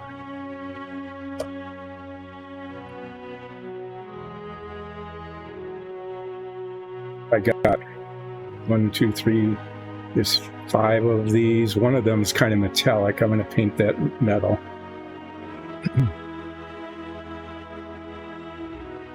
And might just paint one leather brown, because why not? That was suggested by Nikki, who's usually very good at colors. I was going to get the colors out during break, but got distracted by this big leak in the basement.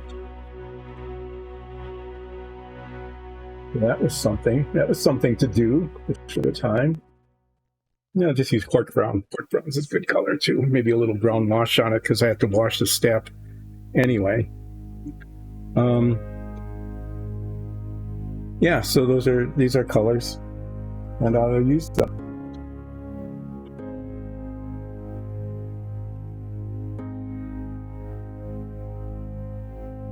There.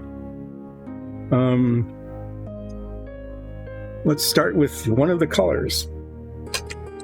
So the sump pump has now worked 3 times. That's pretty exciting.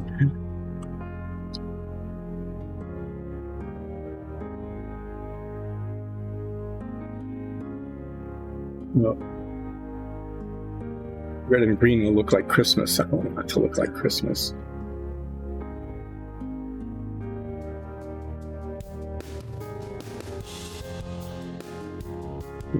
Red, one blue, one brown.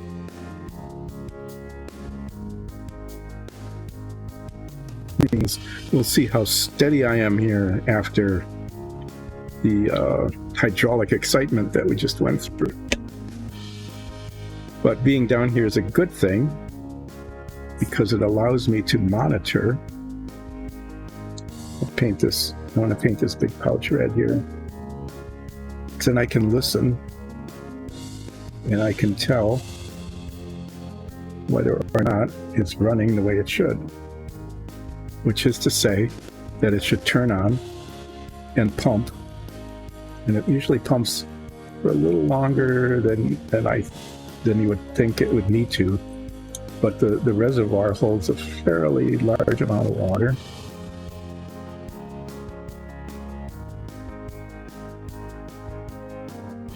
The humidifier fills it very quickly. Yeah, if there weren't a filter on the microphone, you could probably monitor it along with me. Because you would hear it running. But I'm guessing that it filters it out. The important thing isn't so much whether it starts. I mean, that's important, but whether it turns off. And it did.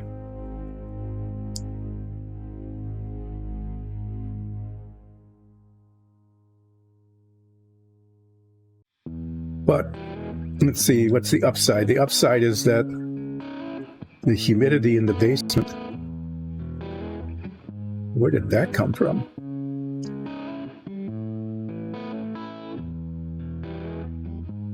That is not a feature.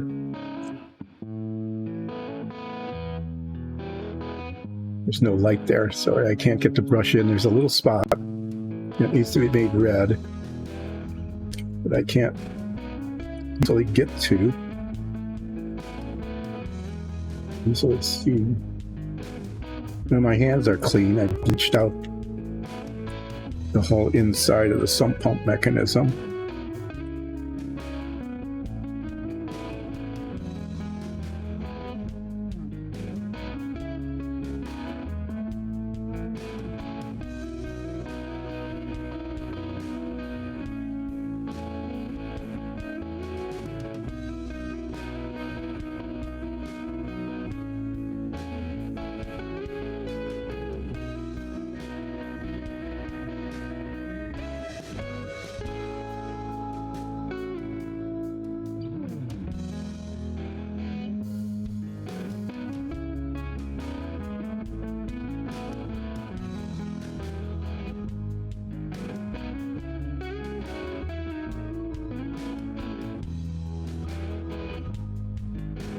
My hands smell like bleach now, so they're disinfected.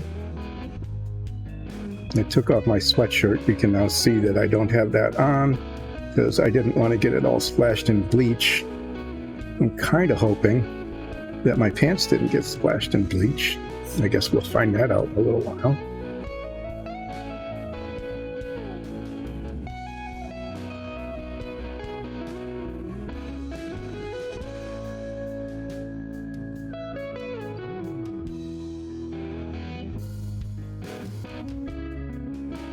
The next one, buff.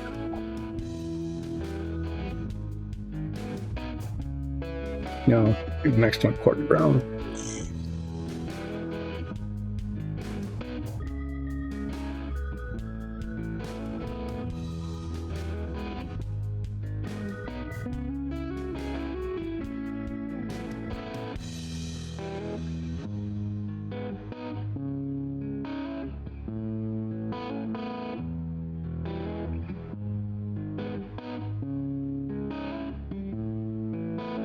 Right there is, it's like I took the red and went, for whatever reason, there was no reason for that to happen.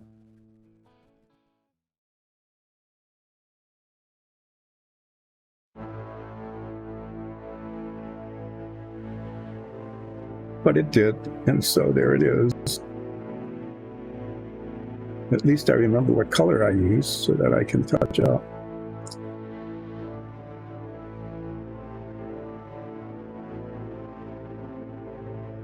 Yeah, this looks like it's appropriate. I think I'll do the next one. Maybe I'll do the next one kind of orange.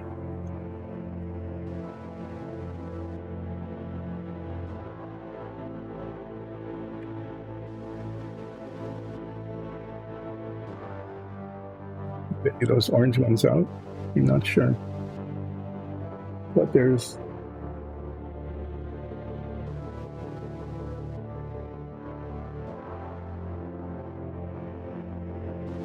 orange fire, that's a good color.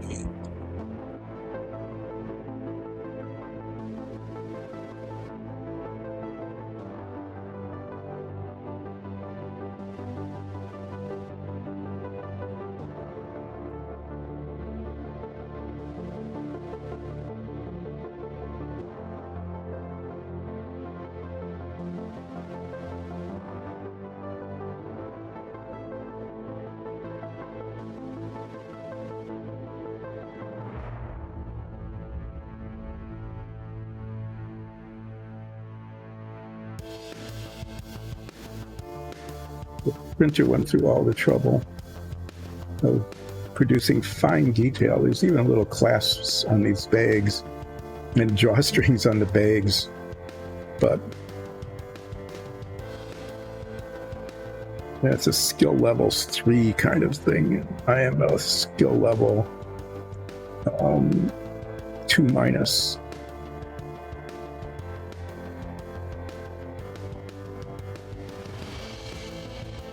Anyway, those of you who caught up, thanks for bearing with me during the much longer than I anticipated break, with a much wetter than anticipated area downstream of the sump pump.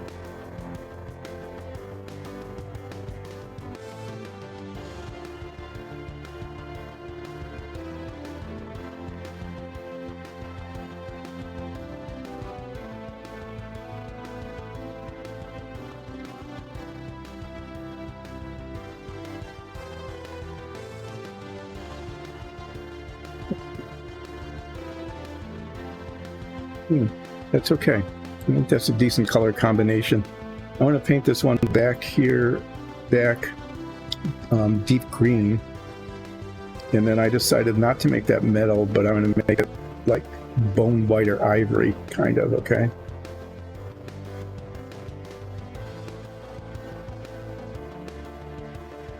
The reason I'm going to paint it deep green is that's the one that leaked. And I just put some official paint thinner in there. And I want to see if it stirs up or not.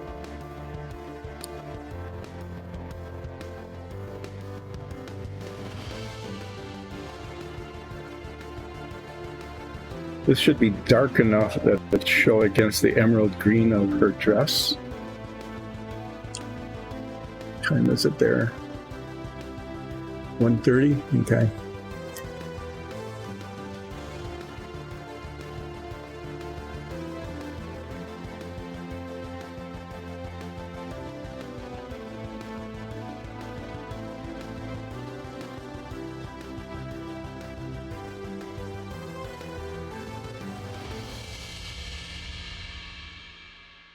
No, I'm not understanding why this guy gets, fancy bandage legs and shoes, and they had bare feet. That doesn't seem fair, does it? But guess that's just example of maybe, I don't know. Yep. You need to paint the back of her leg that kind of fleshy color again. Well, let's see what happened to this paint. This is the one that had really kind of settled. It looks like I got all stirred up. So I'll put some on this bag back here, and See how it looks when it dries.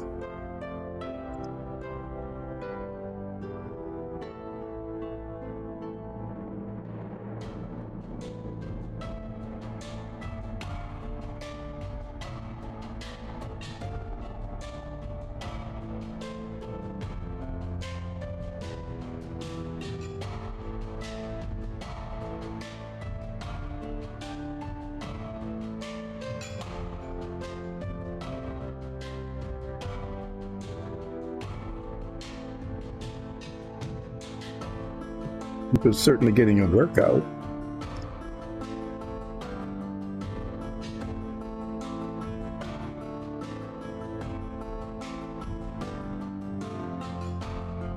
But it stopped again. And when it stops, that means that it pumped the water out and the water went somewhere else.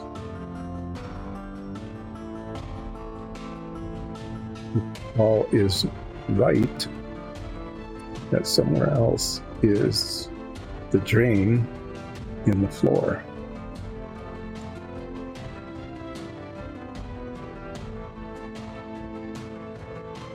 Very hopeful that that is the case.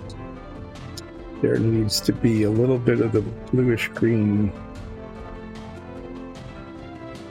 emerald green color there between these two, between the bag, whatever that is. I'm going to keep playing around with these colors and making sure that it's done right, okay?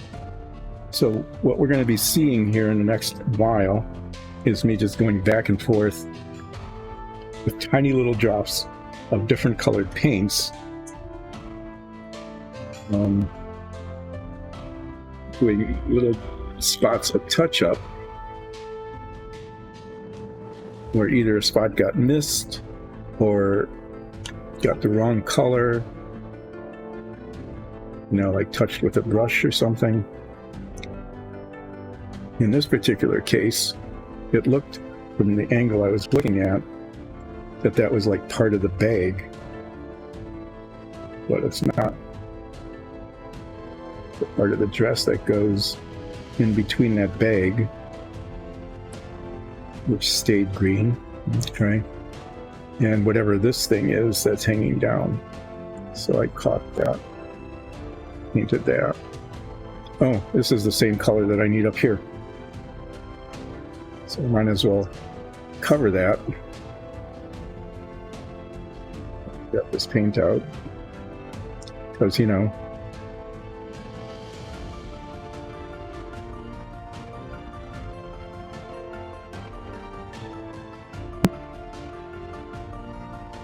do things over and over again, and you can overdo them once.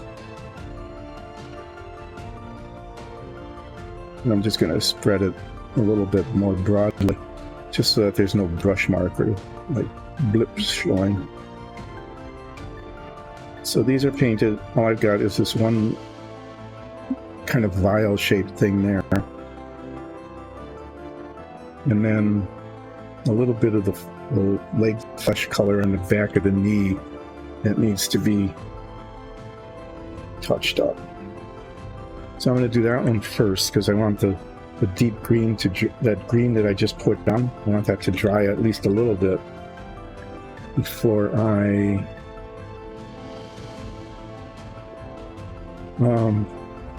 paint the thing that's right next to it.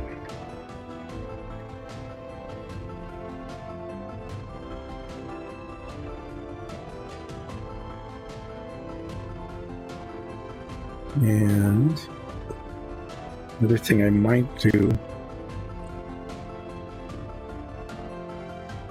no, I think that's okay. So this is right in the back of her knee here. It looks like when I painted the green, it went down just the tiniest little bit too far on its legs, under leg.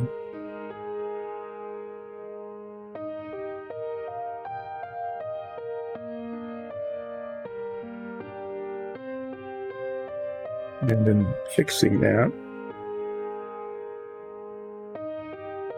I put the tiniest little bit of not blush there. And touch that just touch it with the paper towel. And this green is still here. And I think there's so little of it.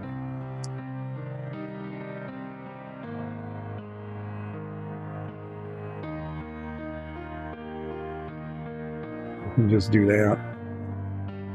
Touch it up. Okay, so this one's pretty much done except for this one little thing that looks like a vial. And I was going to paint that metallic, like it was like a metallic holder thing.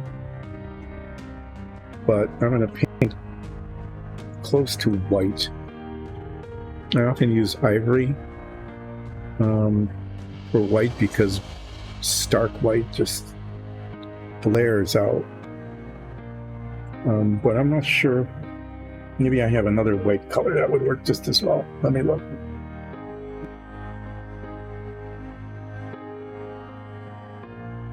Well, I'm glad we have relaxing painting because after that unanticipated diversion into flood control, I needed to do something a little more relaxing. And this is a little more relaxing. So, yeah, the only thing I really have that'll work there is the ivory, so I'm going to use that.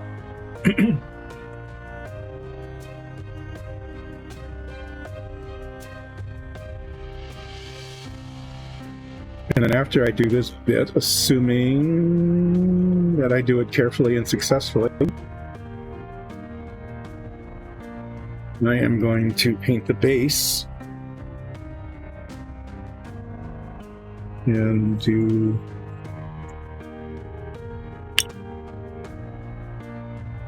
say I was going to wash the back of the cape. I was going to wash the back of this cape, even though it's a really pretty color. I want to try to pick up some of the folds in the fabric.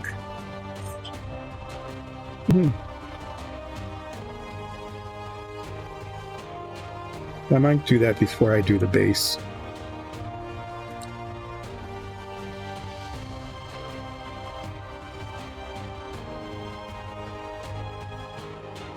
There's a really small, narrow thing.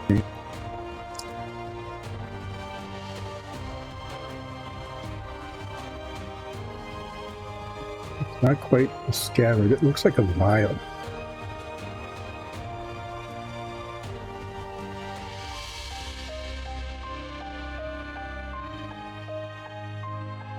Kind of hard to see the outlines of it. So I'm just going to try to make sure I get clean lines on it. And then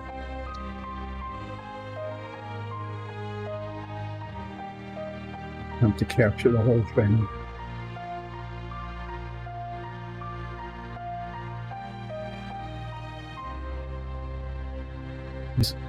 It's a little viscous.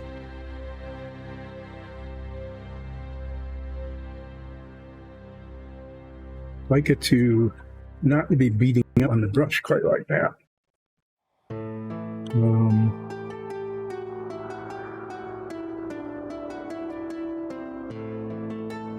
It hasn't become a disaster yet, but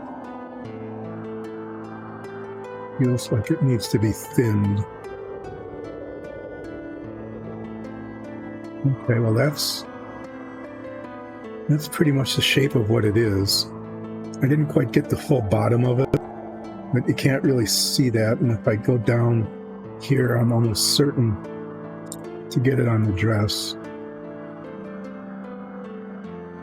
Well, I'm going to leave well enough alone. And say that's the belt. And those are the pouches and the bags hanging on it.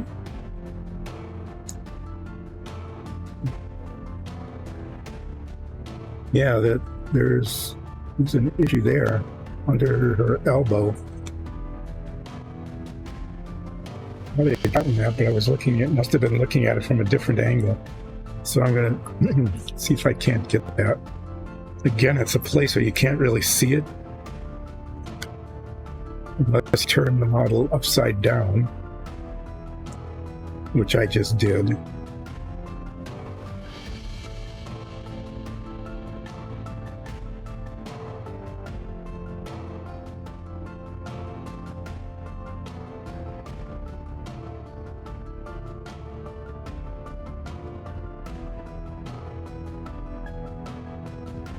a lot of you paint, but I find that one of the most difficult things is pushing paint up from a dark surface when you've got the same color on your brush, and you can't see the tip of the brush.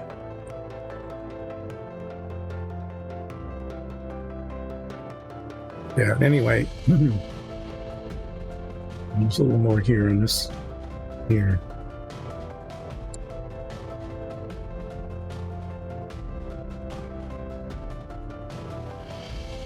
Just kind of start away from it and push toward it and hope you don't push too far. Okay, so that's that. I'm going to wash the cape and then put this on one of these sticky deck holders. Maybe I'll do that now.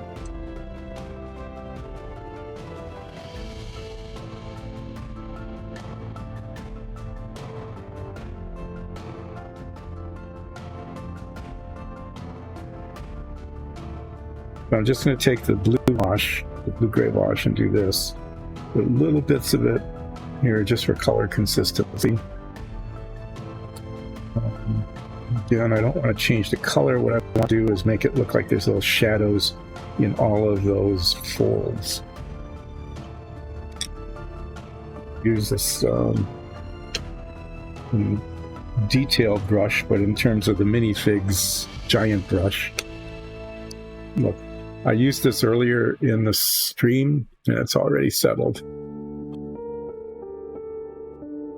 Big stir again.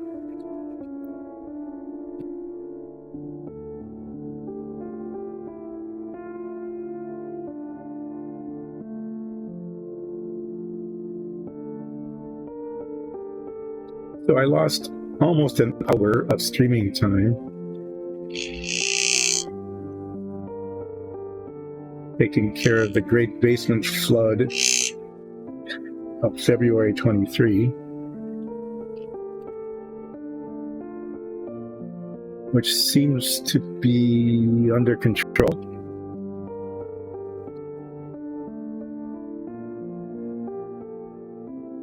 And so I was planning to finish this pretty quickly after the break, and then I always put 2 drops out, and then I end up with way too much. But if I put 1 drop out, then it gums up. Yeah. So, yeah, what I'm doing is trying to get the slightly grayer, darker pigment into the folds in the back of the cape here. Not get it on too thick, but just, to give the impressions of shading and shadow.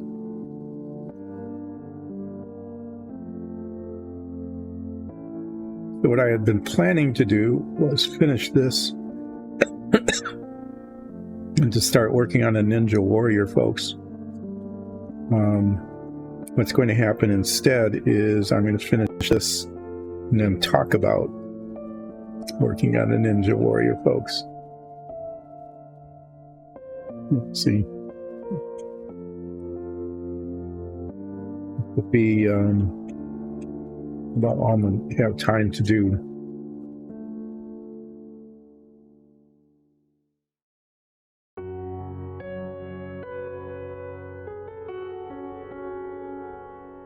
Again, I'm just basically trying to get it into the folds to look like it's shaded and shadowed. It came out okay without really hiding the really pretty blue-green color. It's one of my favorite colors. I really like that.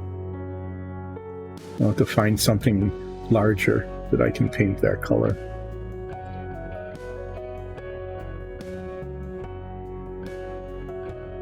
This will probably, oh, well, why don't you just do the submarine art color then? That's large. And indeed it is. So, yeah, painting the base here. is a little bit challenging because getting in between there to the feet, a lot of this shows. It's not too terribly hard to reach. The only hard part is right here, really. So I'll need to make sure that I push the paint up carefully there without getting it all over everything else. Maybe I'll use two brushes, one to put some paint down and then the other one to push the paint up to it. So I've been using this red-brown color on all the other pieces. 5 of them so far. But we can talk about numbers. I have completed 5 of the 8 that have been assigned to me. So that is 5/8. 5/8 is way more than half. What is that, 0.625 maybe? I think it's 0.625. Yeah, 62.5%. That's like in D- territory, which is not bad. So after I get this base done, I will have completed 6/8. And 6/8 is a really nice number because you can make it into 3/4, and you can make 3/4 into 75%. Right. And so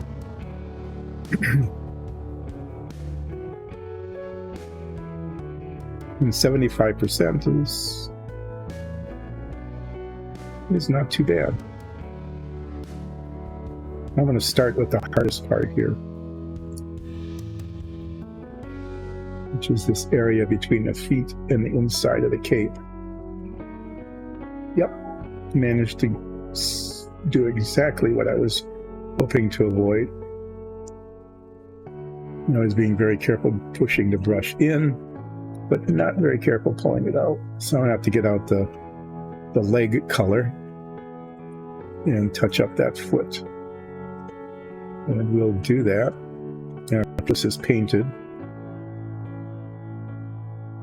because I'd like it to dry a little bit. Otherwise, it will run and there'll be a permanent brown spot.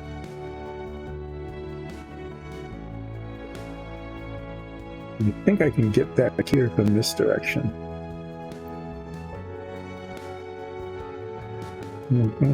Yeah, it's not too bad. It's keeping the brush nice and horizontal so that the paint goes up to the bottom of the cloak, but doesn't have a chance to climb back up over it. And then put here. Yeah, and then her foot outlines pretty well except for that spot. Probably, what you can say about those kinds of things, where the brush just goes, is that it's usually in a place that is easy to touch up. In this particular case, it's mostly easy, but not completely easy to touch up because it comes back down to the brown base. So it'll be a little bit of work getting that foot fixed.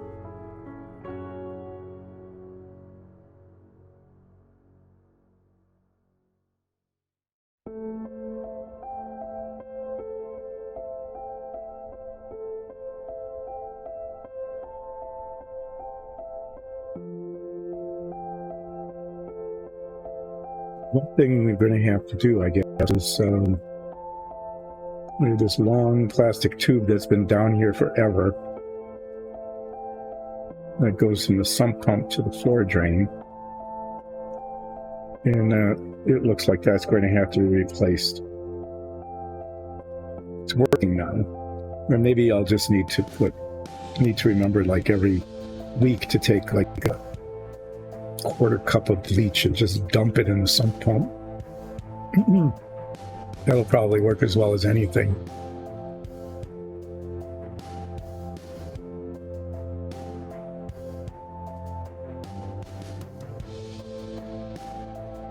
Probably a pretty nasty bacterial colony has grown in there. It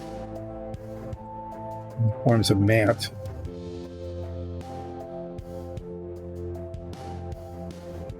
And the mat Warmed up the impeller on the pump, and seems to have created a small blockage in the drain line, both of which now are fixed. But we know we likely have just one of those routine maintenance issues that we need to take care of. So everybody out there who has sort of unpleasant, not very difficult, but just unpleasant and annoying routine maintenance things that you need to do on appliances or vehicles or even yourself, right?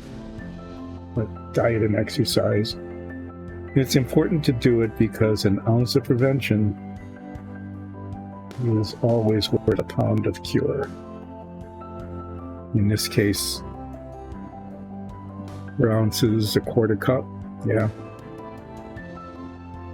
8 ounces in a cup. 2 ounces. 2 ounces of prevention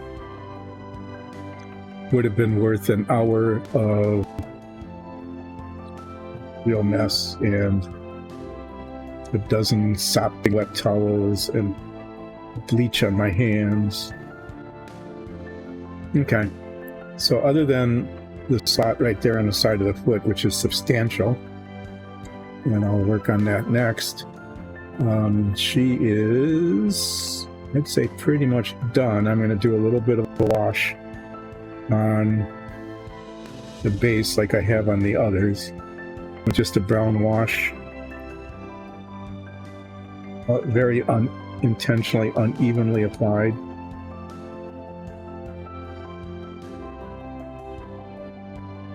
Just getting the demarcation line there even all the way around the cloak.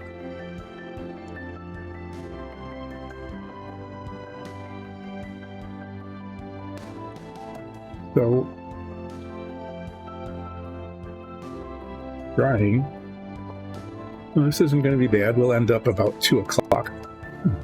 The break was like an hour and 20 minutes instead of 20 to 25 minutes.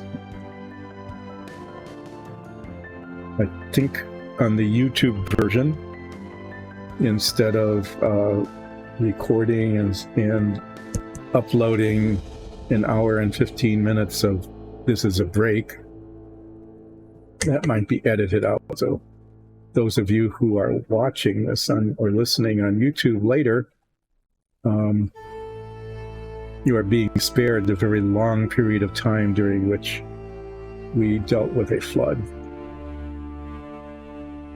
Okay.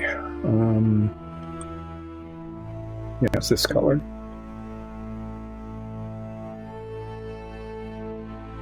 But the flood has ended.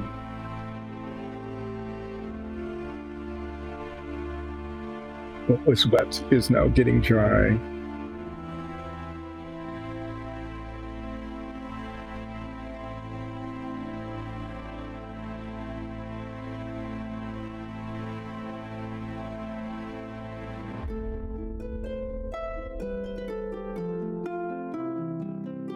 What was, what was kind of important was being able to at least pretty quickly figure out what the problem was, because we've had some leakage there before, but it was from a different source. I came down and looked at it and said, this is not the same. What could it be? And the water was coming from a place where it definitely should not have been.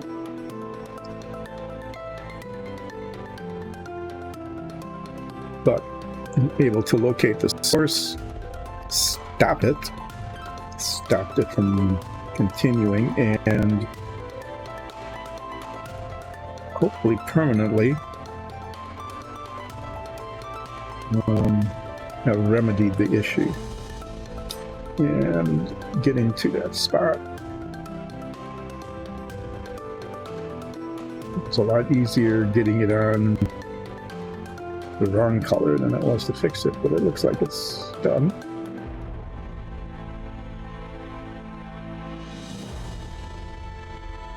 Since I have this color out, I'm just going to look at the arms and the legs, or elbow. I forgot about that. I'd done that earlier and noted that it needed to be fixed.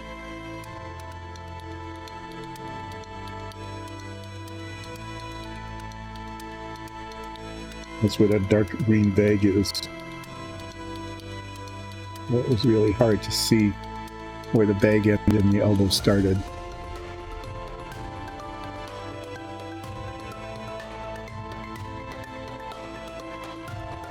I think we have reached a better compromise on that location than I had just a minute ago. Except for the tiny dot that I managed to get on the bag.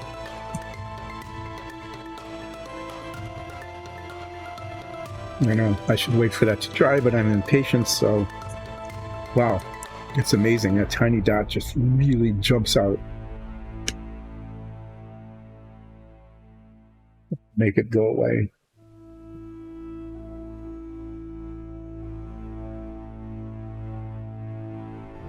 Maybe.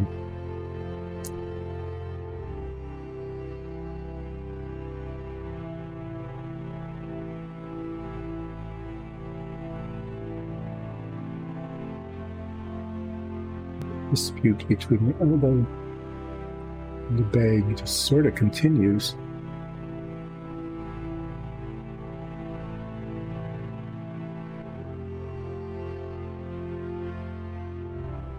Oh, I see what happened. So getting to the elbow back here, where the bag needs to be, led to the paint being touched against the fruit there. I need to bring the flesh color back out again. But I think I figured out what was going on. So I'm going to put the wash on the base while that green dries a little bit. And then I'll get this still sitting there, the flesh color. And I'll get that fixed. And then I'll get the brown that's settled again.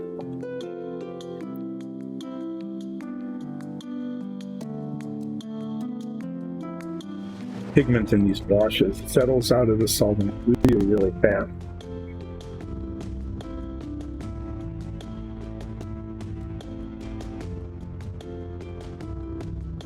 Well, it looks like the double layer of foam underneath the paint shaker today is working actually pretty well. You're not getting too very much shaking.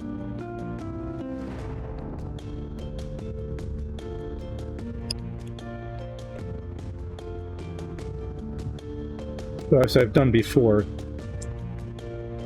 I'm just taking a bunch of this wash and kind of intentionally, unevenly, kind of blotting it so that the base, doesn't really have texture or anything, but loses some. It gets a little bit of unevenness of color.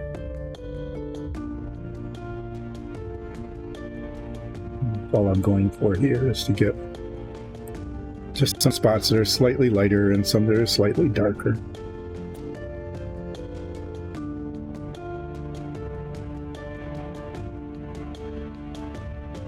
That one can be intentionally messy.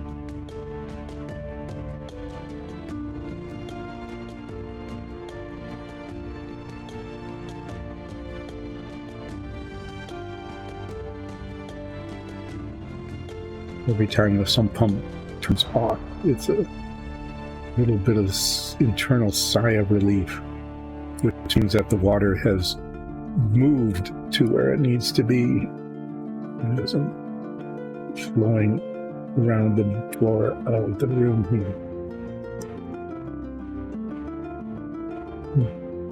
I'm just going to paint this. I was going to use the other stain, the other wash, but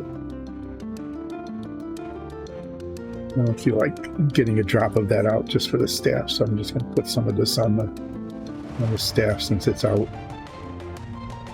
It's not quite as red, but it'll do. There's a brick in the staff, but I'm going to call that a feature instead of a bug, and I'm not going to try to fix it. There's a little bit of a dark spot there that needs to be covered. I'm going to do that real quick. I think that was a spot that had gotten a different color paint on it before, but didn't get covered adequately. Now I can't even really see it. Maybe I imaginated it. And then the never-ending contest between the inside of her left elbow and the top of the bag. I think I just used this paint a little bit ago. Oh, come on, don't start curling on me. Sometimes these little bristles will start to curl.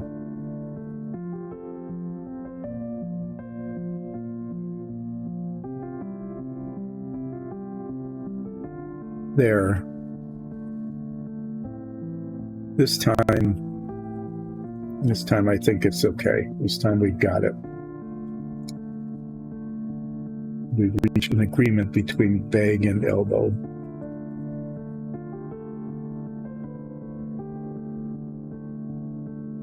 All right.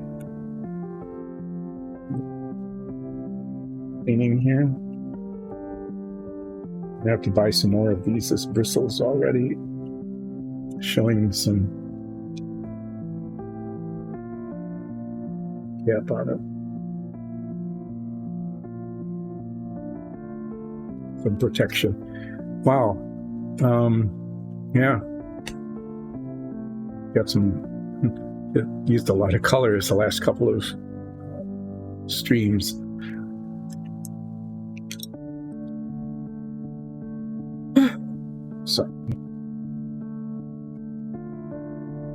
So what have we got? We have a pair of druids, maybe. I don't know. If they appear in our stream, Dungeons and Dragons, Sundays at 2, Live's chat, we'll find out what they are and what they do. But they are done. And it'll be time to move on to something else. It's just 2 o'clock, which is wonderful. Next time on Relaxing Painting with Dice and Dungeons, there will be no flood, I hope. And we'll be working on these guys here who are some form of warrior, maybe like, I don't know. They don't look like they even belong together, but they do. So we're going to be painting them more likely in more subdued color palette of greens and browns. Going to make them a little bit ranger ninja-y combination kind of look is what I'm going to end up going for, I think. Right? So these will probably take at least 1.5 streams, so it's something to look forward to. And then after that, I'm not sure what we'll be doing. We might have sewer tiles. That would be pretty cool. Start working on base coating and detailing sewer tiles, because I really like how our sewer tiles look, the ones that we have so far. Whoa, that was for me not relaxing dice painting, Dice and Dungeons painting, but I hope for you the shortened version on YouTube at least was relaxing, and we'll come back and join us as we continue painting resin printed minifigures on Wednesday, starting about 10ish and finishing around 2ish. Become a subscriber. Feel free to go to patreon.com/Dice and Dungeons. Become a supporter. Every little bit helps. Thanks again, and we will see you Wednesday.